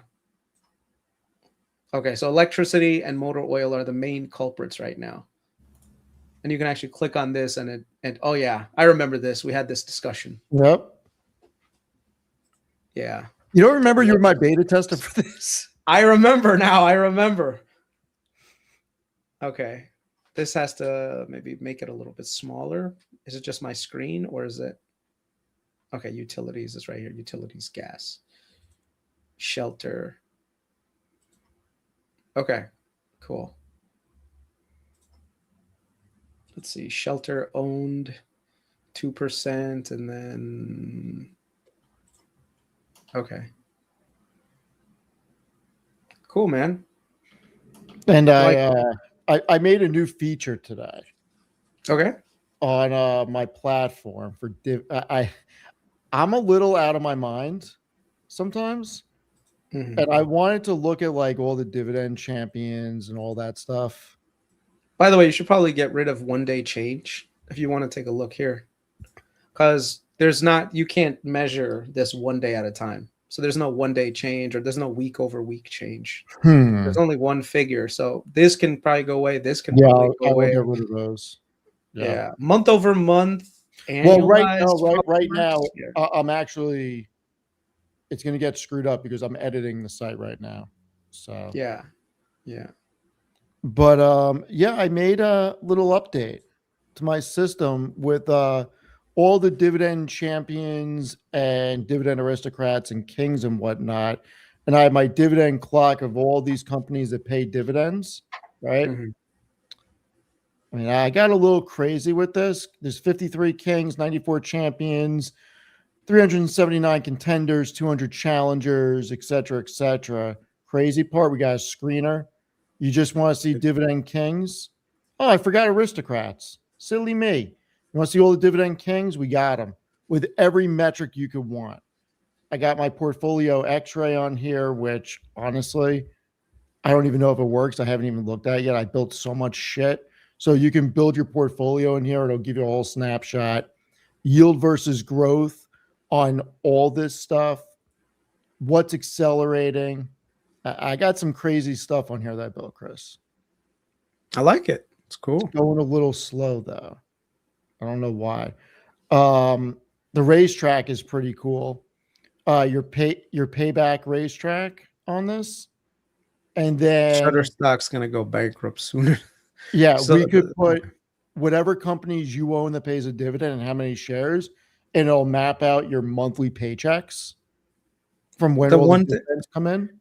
Just make sure that like every one of those dividend payers, you put like a risk chart on there for a dividend cut, because there's a lot. Oh, the yield is going to look super attractive. I got danger board, Chris. Oh, good. I got full danger board. If they're like, what are they called? If the payout ratio is like above 90% and they're not like a REIT, then that's not good. We got time machine, graveyard. Something went wrong. What the fuck's going wrong with my graveyard? There we go. I have too much time on my hands, Chris. Just one thing I'd recommend, just before you keep building, just remember you need the users to not get I'm my own user. I get it, but you don't build things for yourself. If you try, I'm guessing you're trying to make this into a mass market product, right? No. Yeah. You're not, you're just trying to do this for yourself? For me. Okay, then you're fine. Keep creating on my Mac Mini. That's fine. Then keep doing what you're doing. Doesn't matter. If you're I'm just saying, if you're going to, because look, I don't want to be in the business of trying to compete with these companies, and then I'm gonna have to be an engineer. I don't want to be an engineer. I don't want to deal with any of that. Yeah, you don't want to be fiscal AI. I don't want emails saying build this or this didn't work. I don't want any of that shit. Okay, then that's fine. Then build whatever you want. Yeah. Shoot, I'll use it. All I know is AI is freaking wild, guys. Yeah. By the way, I got shut down. I asked Amit for a trade. I got shut down. What did you ask him for? I tried trading him Taiwan Semi for Bloom Energy. And he said no? He said no. Ah, okay. Oh, Tanner got me again. Tanner and I were going back and forth today. What's been your biggest winner that's like brought you back from the dead? Salesforce is up 23%. SaaS is back, baby. Zeta's up 20%. Dude, Zeta's going to blow the doors off tomorrow. Yeah, well, let's see what happens. And once CoreWeave and Oracle come back, I'm going to be sitting pretty. I'll take Oracle from you. You want anything from me? I don't mind it. No, I'm willing to deal Taiwan Semi for something. I'll take Oracle. I don't give a shit about CoreWeave, but I like Oracle a lot. I'm willing to deal Taiwan Semi. Taiwan Semi. Even though I think they're going to do well, that's the one thing I'm willing to deal right now. Take a look at mine. See what you like. Let's see. I'm not doing that bullshit with like we're doing this like trading. No, see, you would never do that. I thought I could get one over on Tanner. Yeah, no, that's not gonna happen.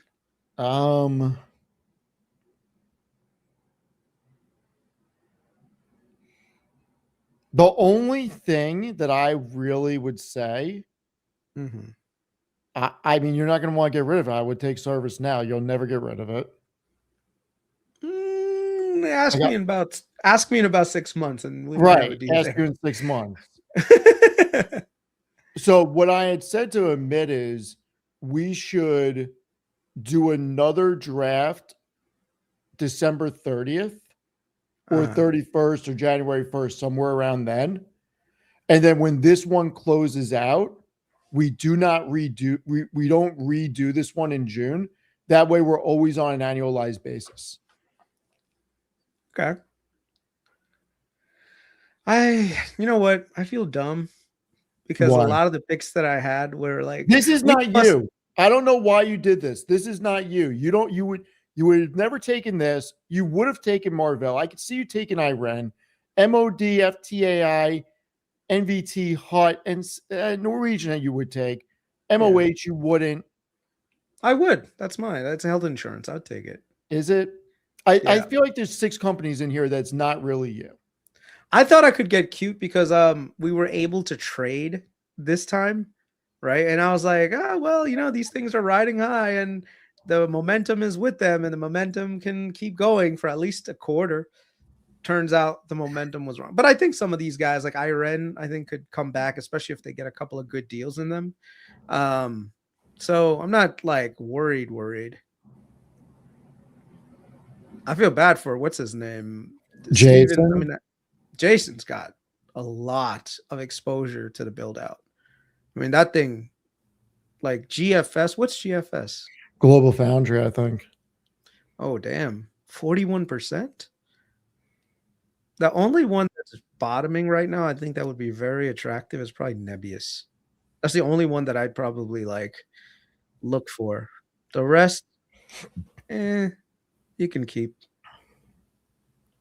Maybe Qualcomm. Maybe. Problem with Qualcomm is this event is not going long enough for Qualcomm to work.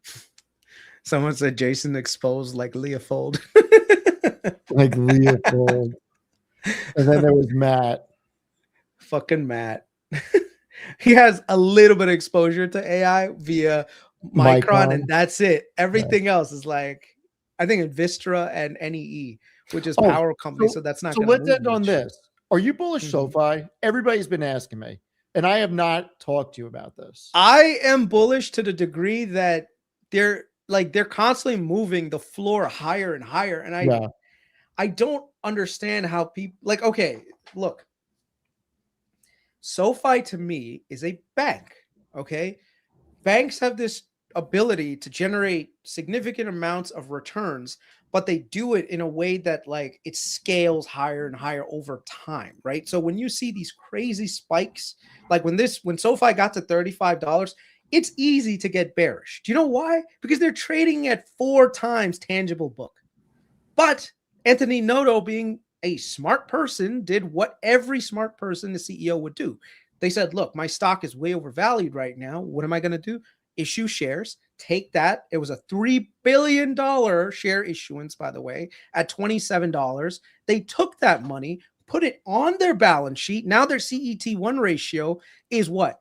Twice what it was last year, which means that everything forward you can lend out and make more money on. That means that no longer is $10 a base anymore. The base is $14 for these guys. Okay. They were able to add $14 worth of value just by doing that transaction.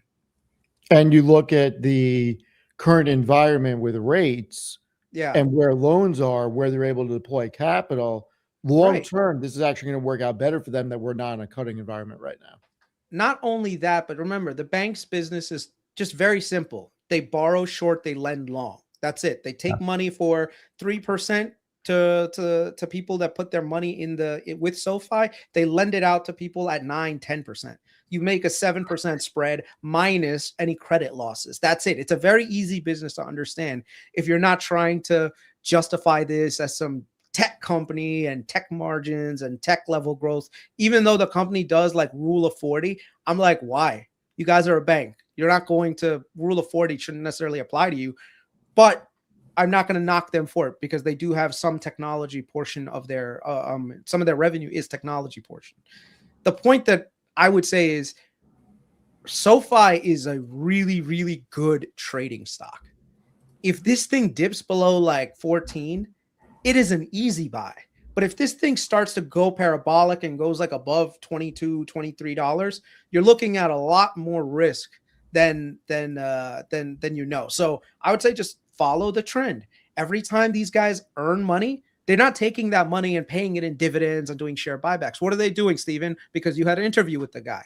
They're taking 70 cents of every dollar and reinvesting. They're dropping 30% to the bottom line. Exactly. So what does that do? That keeps growing over time. If you look at JP Morgan, they're not like this, okay? They're like, but the compounding is very important because they're growing at a faster pace than the other banks. You wouldn't give them a bank like a mature bank multiple. You give them probably twice the multiple. So where you would have a traditional bank getting a PE of 10, you would probably give a PE of 20 to these guys. Yeah, look, Noto and I disagreed on several things. I believe that they are a hybrid company. Every company is a tech company at the end of the day. SoFi is definitely a tech company, but it's also a financial institution and it is a bank. And there are a lot of areas that SoFi is excelling in that I just don't think they're getting credit for.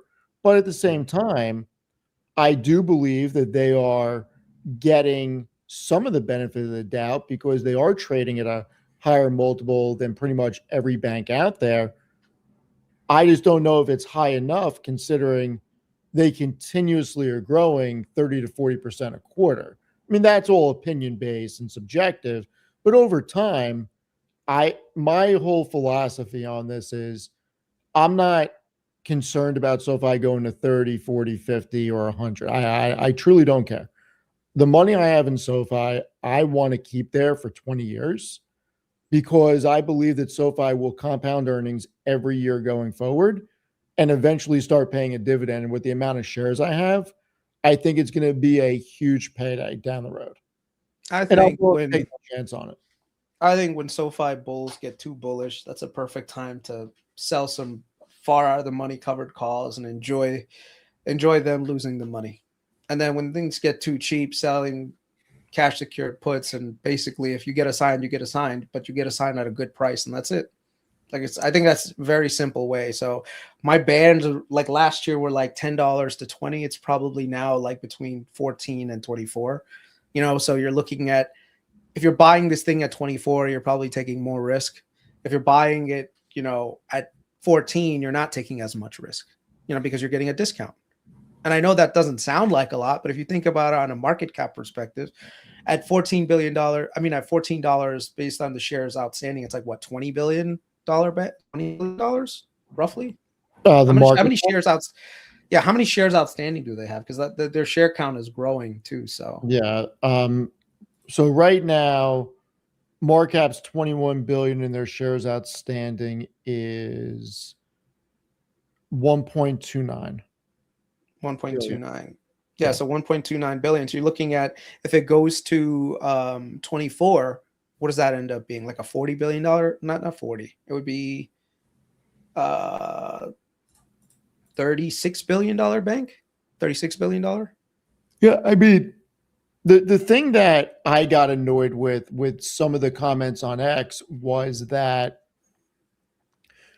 people were saying the EPS is decelerating and it's not compounding business anymore. Yet they don't look in. It's exactly what I was screaming about with Meta. I'm sure you heard my rants about Meta right after earnings, and I came out with that article and basically called the bottom with it and said, you guys are dumb. Meta's down because of a headline on EPS miss, but people are not accounting for the 2.1 billion in legal fees that they had to take and the severance of 1.4 billion. Otherwise, they would have beat earnings. It's a rounding error. Yeah. SoFi got impacted because the tax rate went up, which they can't control, and because stock-based comp falls in the first half of the year. Now, people got mad because they did 14 cents in Q4, 13 cents in Q1, and now 12 cents in Q2, and they start saying they're not compounding, blah, blah, blah, as a share company, but they're guiding for a minimum of 60 cents this year. That means that you have to put up 17.5 cents in Q3 and Q4. Yeah, but I would say you have to look at this on a forward basis. What are they? Because the forward basis is going to accurately give you that that forward EPS. So like what are they guiding for next year? Someone said in the comment section, I think it's like 90 cents next year. Yeah, and then $1.20, I think, in 28. Yeah. I mean 90 cents. You give a 20 multiple on that. That's what your fair market should be on this thing because it is higher growth. Yeah. Right? Look at $18. I mean, if you put a 20 multiple on $1.20, it's $24 share price. Yeah. For 2028. Right. Which means that your expected return, let's say it's about 25%, you're doing good. That's really good return. From here at 18, I mean, yeah, I mean, you will outpace the market at that. And maybe they get a higher multiple. Maybe they increase earnings. A lot of things can happen. Maybe they get acquired. Maybe I get put out of my misery. But that's exactly why when this thing dropped down to like during the earnings call, I was getting so heated. I was getting so heated because there were so many people on Twitter like saying, oh, this is a shitty company now. Like, and this is like SoFi bulls. Like it got, I called you that day. I called you. I said, I know. Can you imagine the SoFi bull community is pissed off at these numbers that they're selling this thing off?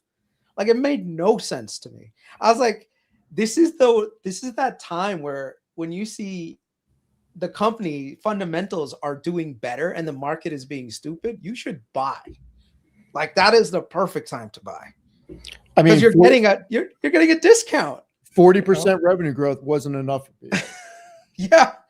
It's just, you know what it is? People right now are so used to AI gains like, oh, but this company went up by 5% in a day, and this company went up by 10% in a week, and this company went up by 100% in 3 months. Like, why am I not getting 100% return every earnings? Look, people are comparing it to Robinhood. That's what they're doing. It's kind of sad because I saw that happen a little bit today with Palantir also. Initially the pop was only like 6%, and it was like, well, this was supposed to be up like 11% today. That was the expected move. And I'm like, guys, 6% on a $300 billion company, like $360 billion market cap company is not chump change, guys. No. It's just, this is what the market is like training all these people to expect literally like 5% moves a day. It's like, no, that's not good. Like I would rather have a company that moves 1% a day for the next, 1% a week for me for the next 20 weeks is perfectly fine. Like I'll take that. I would rather have a 1% that compounds weekly for like a good solid like week, 2 weeks, like a year or two, versus that one company that just spikes and then comes back down and then spikes and then comes back down. Yeah, I mean, it's very interesting. It's definitely interesting. I don't know what the SoFi bulls want. They want the stock to be at 50 when it's not realistic. You look at the underlying financials of the company, everything is going in the right direction. And I don't know what else you can want.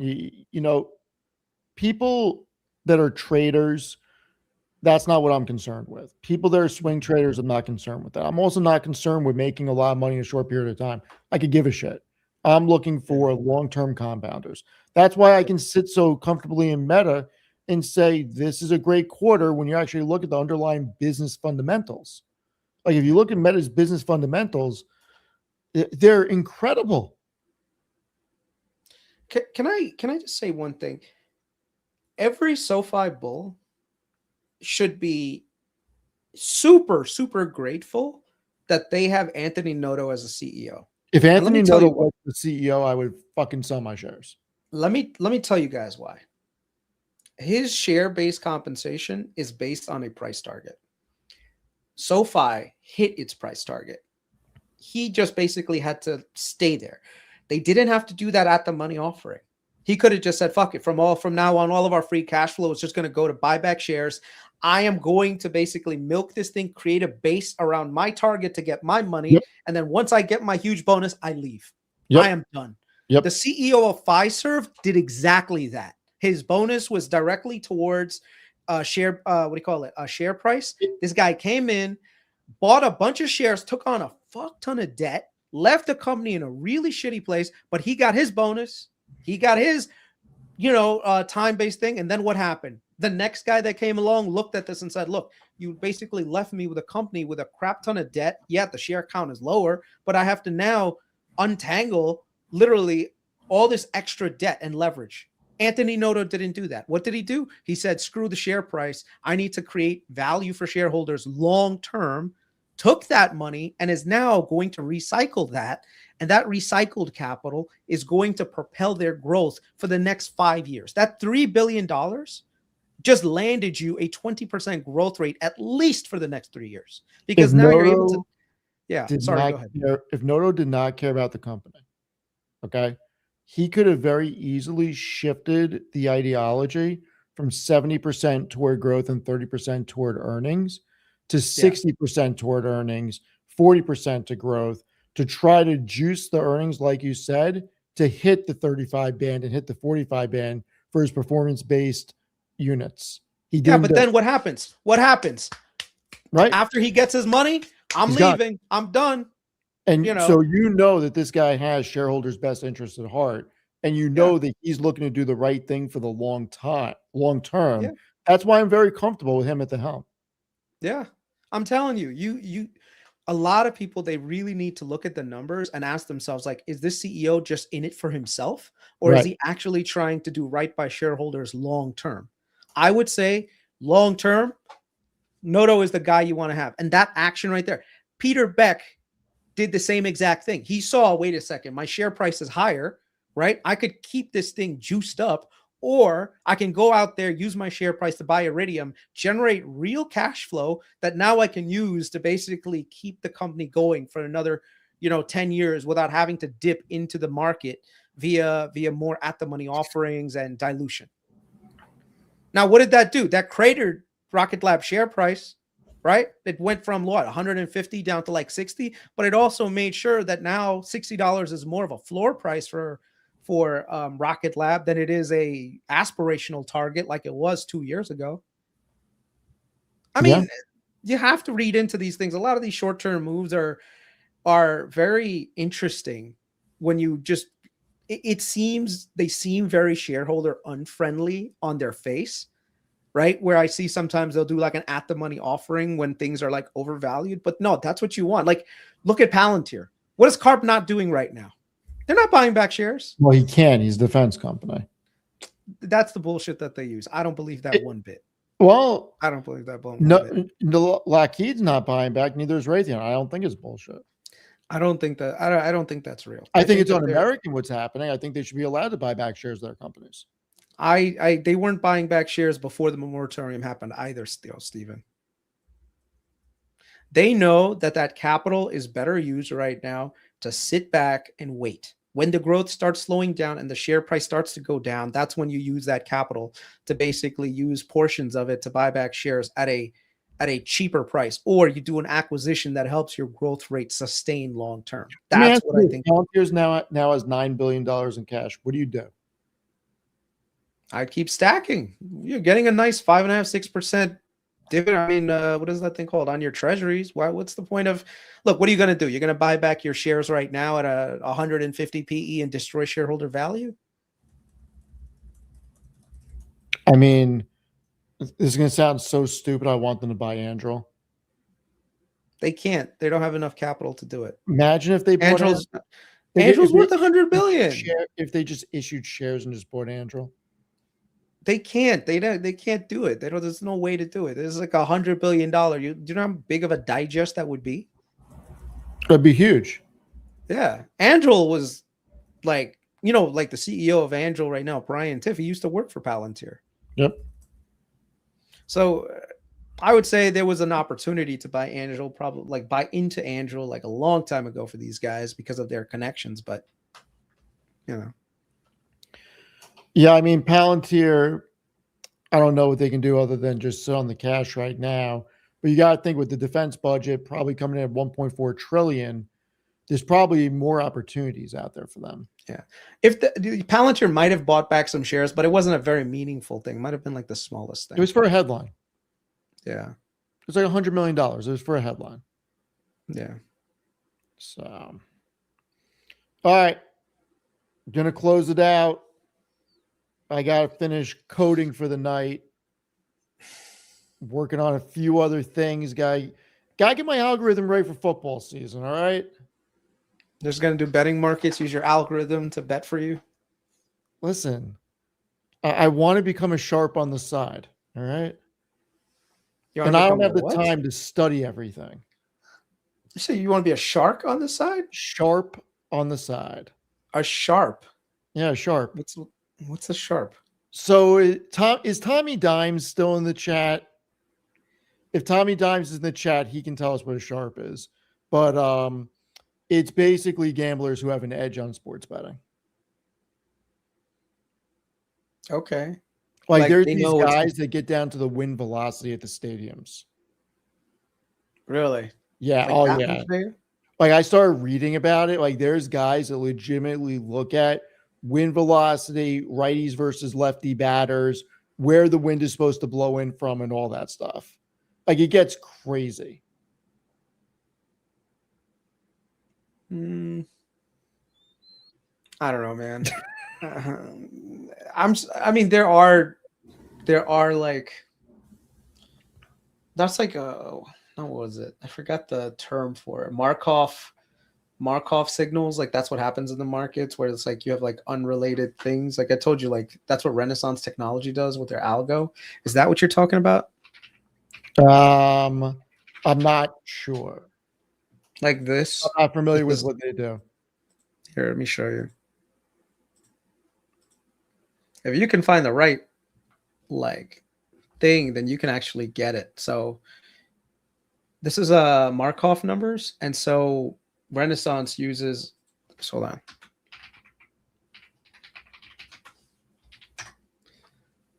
Right here. It's a very interesting read if you get a chance. Oh, I'm gonna have to read. I'll have Grok read it tonight. Yeah. So there's a lot of information. So the more data that you have, you can use like possibilities and trends and different rules, and you create an algorithm that helps you determine like where to invest. And then based on that, you can kind of, get a real automated strategy that generates real alpha. I love it. Yeah, read about it. It's actually a very interesting. I am going to read about it. I love that. Yeah. So yeah, and if you look at Renaissance, they've made crazy returns. Like the Medallion Fund, 66% average annual returns from 1988 to 2023. 66% annualized. Crazy. And even Buffett has 20% average from 65 to 23. Yeah, I got beef with that. With what? Buffett? Yeah, you'll hear it on basis points. And then I got into it a little bit on that one. What was the argument? My argument is take the 60s, 70s, and 80s out of it, and even the 90s, and Buffett gets slaughtered by most of the hedge funds. And most of these guys like Druckenmiller and Steve Cohen, because Buffett don't invest in tech. Buffett's missed like everything recently. And if Buffett's like 80, man. Come on. No, I get that. And I'm not saying that anybody's going to be able to recreate what he did. What I'm saying, he was right place, right time with super intelligence. And there's a big thing being right place, right time. Like he had an edge that he exploited, and he was able to do it and invest in Coca-Cola and not do anything else. Invest in these companies and just let them compound. Now, what he did with insurance is incredible. But what I'm saying from a just straight investing standpoint, you look at Buffett in either 2000 or 2010 going forward, do you think he's really a good investor? I mean, really think about that. Look at the companies he holds and really think about, he never invested in Amazon until recently. He never invested in Alphabet. He got forced to invest in Apple by Carl Icahn, never invested in Meta, never invested in NVIDIA. He never invested in any of these companies. Yeah, but I mean, you're talking about someone who's in his like 60s and 70s. Look, me and you, Steven, look, I didn't buy NVIDIA at $10. No, my average is like 102. Yeah. So I mean, we're old dogs, man. When you get older, that's one of the challenges that you run into. Is I told you, like me and you have more scar tissue than Amit does and Matt Oh does. yeah, I'm just saying. I would at this point, like, I would rather listen to Chris Camillo than Buffett. To be brutally honest with you. I don't know, bro. A lot of people are giving him shit about his risk taking. That's not What, good. because of Bloom and Amazon? Bloom's going to be fine, dude. Yeah. I was thinking about buying. I should have bought Bloom the other day when I was researching it. Like, I did a whole segment. I'm like, Bloom did not deserve to go down. Holy shit, was that a good quarter? I think Bloom is good, but it's only if we consider that the AI build out is going to go at the same pace it's going right now indefinitely. I do think that they have this window of opportunity where there isn't a lot of places where they can do a lot of interconnects for power. And so there is a crazy amount of power demand, and these guys have a solution that you can do behind the meter, which gives them an edge. But I don't think that that's necessarily a durable moat that's going to last forever. I could be wrong about that, by the way. I could be wrong, but no, you're right. The build out's not going to last indefinitely. The question is, how long is it going to last, and what does Bloom's reoccurring on the service margins? Because they have the whole service margin also. And I mean, the product revenue grew 215% year over year to 935 million. Like, the revenue from this company in Q2 was up 165% year over year, just over $1 billion. I mean, they shattered every metric. I look at the money that we know Amazon's spending a fuckload more money next year. We know Microsoft is, and we know Alphabet is. Yeah, but all of them said this. Well, not all of them, but Amazon especially said that if we see a drop in demand, we're going to cut back. And that's the challenge. The other thing that Amazon they're not seeing a drop in demand. If anything, but there's constrained. There's another thing that Jassy said that was actually important too. Like, they're building these data centers for not 5 years, because 5 years is what the internal, like, CPUs and GPUs and servers are going to be, like 5 to 6 years, but the external shells are going to be around for like 20, 30 years. So they're like, look, our CapEx is 25-30 range. Yeah. So our CapEx is heavy right now for the next 20, for the next few years, because we're building both segments at the same time. But at some point, one of those segments is going to get curtailed. And that's probably going to be that shell, that outer shell. And that's where Bloom is making their money, at least with the other companies, like, let's say Micron, or, I don't know, like some of the other ones, like the optical companies, they have like a more durable demand picture for the next however many years AI lasts, because you're always going to need that constant refresh of that commodity. Now, granted, the difference between Bloom and Micron is that Micron is advanced technology. Bloom is like a fuel cell company. I personally don't see a massive moat in what Bloom Energy does. I think that they are one of the first mover advantages, but I don't think fuel cells are that interesting beyond the AI data center play. But they're not just. They still use natural gas. They also just use a lot of them. They use natural gas too. So, Yeah, I gotta do more work on it. The numbers are. But what does Bloom do? That's not fuel cell. I thought that they had a bunch of natural gas stuff behind the meter also. Hold on.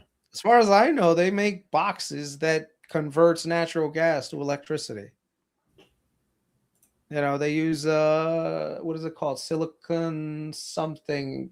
And basically it takes the natural gas, it's a catalyst in there, separates it, and then you got yourself electricity.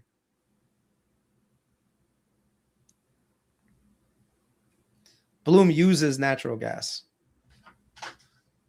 Yeah, I would love to see how their contracts are structured, because this can't just be a one and done. There has to be reoccurring revenue off these things.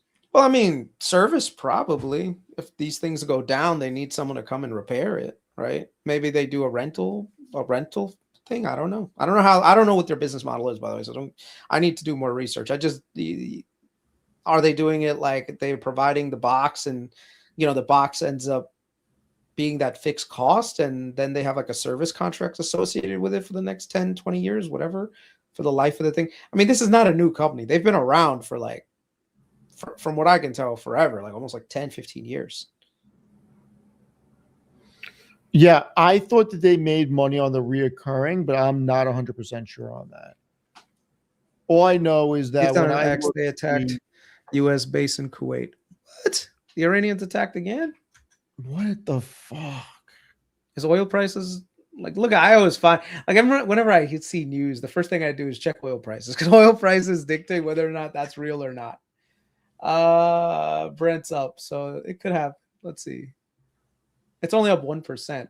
Yeah, it's at 81.16. What happened? Let's see. Iran.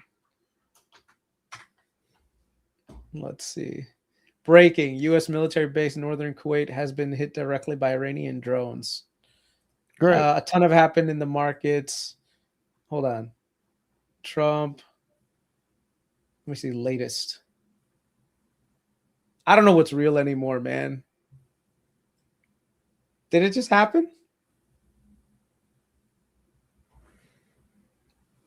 I'm not sure. All I know is I think that the Iranians are trying to back Trump into a corner because they know they can't win a war, and all they can do is try to impact the price of oil and the price of the U.S. stock market to try to get Trump to agree to a deal he doesn't want to agree to. That's all I can think of at this point. Okay, so all right, we're ending on this. This is some BS. What is wrong with people, Chris? I often ask myself, what is wrong with people? $330 calls dominate options ahead of earnings on SpaceX amid short interest surge. $330? We're 114, people. 330? Whatever. Who gives a crap, man? The largest single position, once again.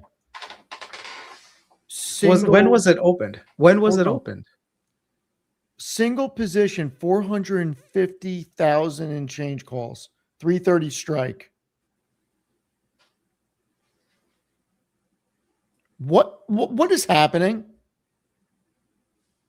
Wait, someone bought that? Yeah. Why? What is the price on those? The unusually large 330 call position could be there because of the upside protection purchased by short sellers ahead of SpaceX earnings, is what they're saying. Yeah, I mean, that's probably likely. It's probably just protection. The at-the-money straddle for Friday's expiration implies traders are pricing in 14% move. Holy shit. Look at this. Read it to me. I can't read it. Just read it. You can actually see it. So the 330 strike, the open interest, 450,000 contracts. Dude.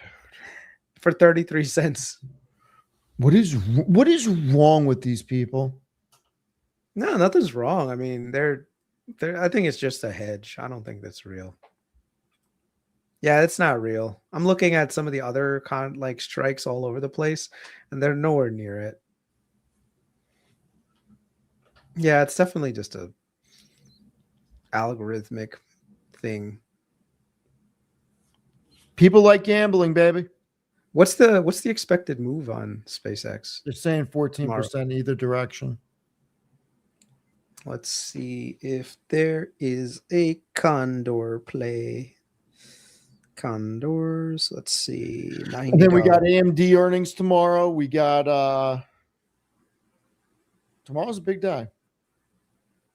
Lisa Sue coming at you. Oh, damn. Some of these near-term contracts are expensive, man. And I think Zeta's tomorrow also. Hold on. Give me a Right. second. Zeta's tomorrow post-market. Get ready. I'm telling you, Zeta's going to crush earnings. Give me 1 second, Steve. Let's see. So if that's the expected move, buy the $80 call, sell the 100, sell 40 probably. Yeah, 40 would be good. 40, and then buy the 60. Nah, it doesn't make sense. Not a lot of juice. No, that's 20% either direction. So I could actually trim it down just a little bit. Let's see.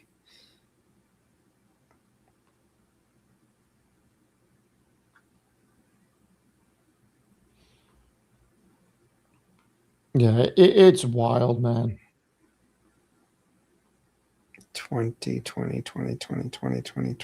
Let's see. But, all right. I'm going to call it, ladies and gentlemen.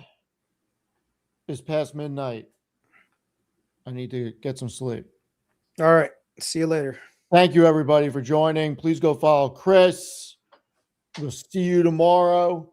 Zeta AMD after earnings. There's something else later this week that's important, too. I think we got SpaceX and something else. So this week will be interesting. I'll see everybody tomorrow morning. Kris. Later, guys. Get some Have a good sleep. one. Talk to everyone later. Thank you very much. Take care.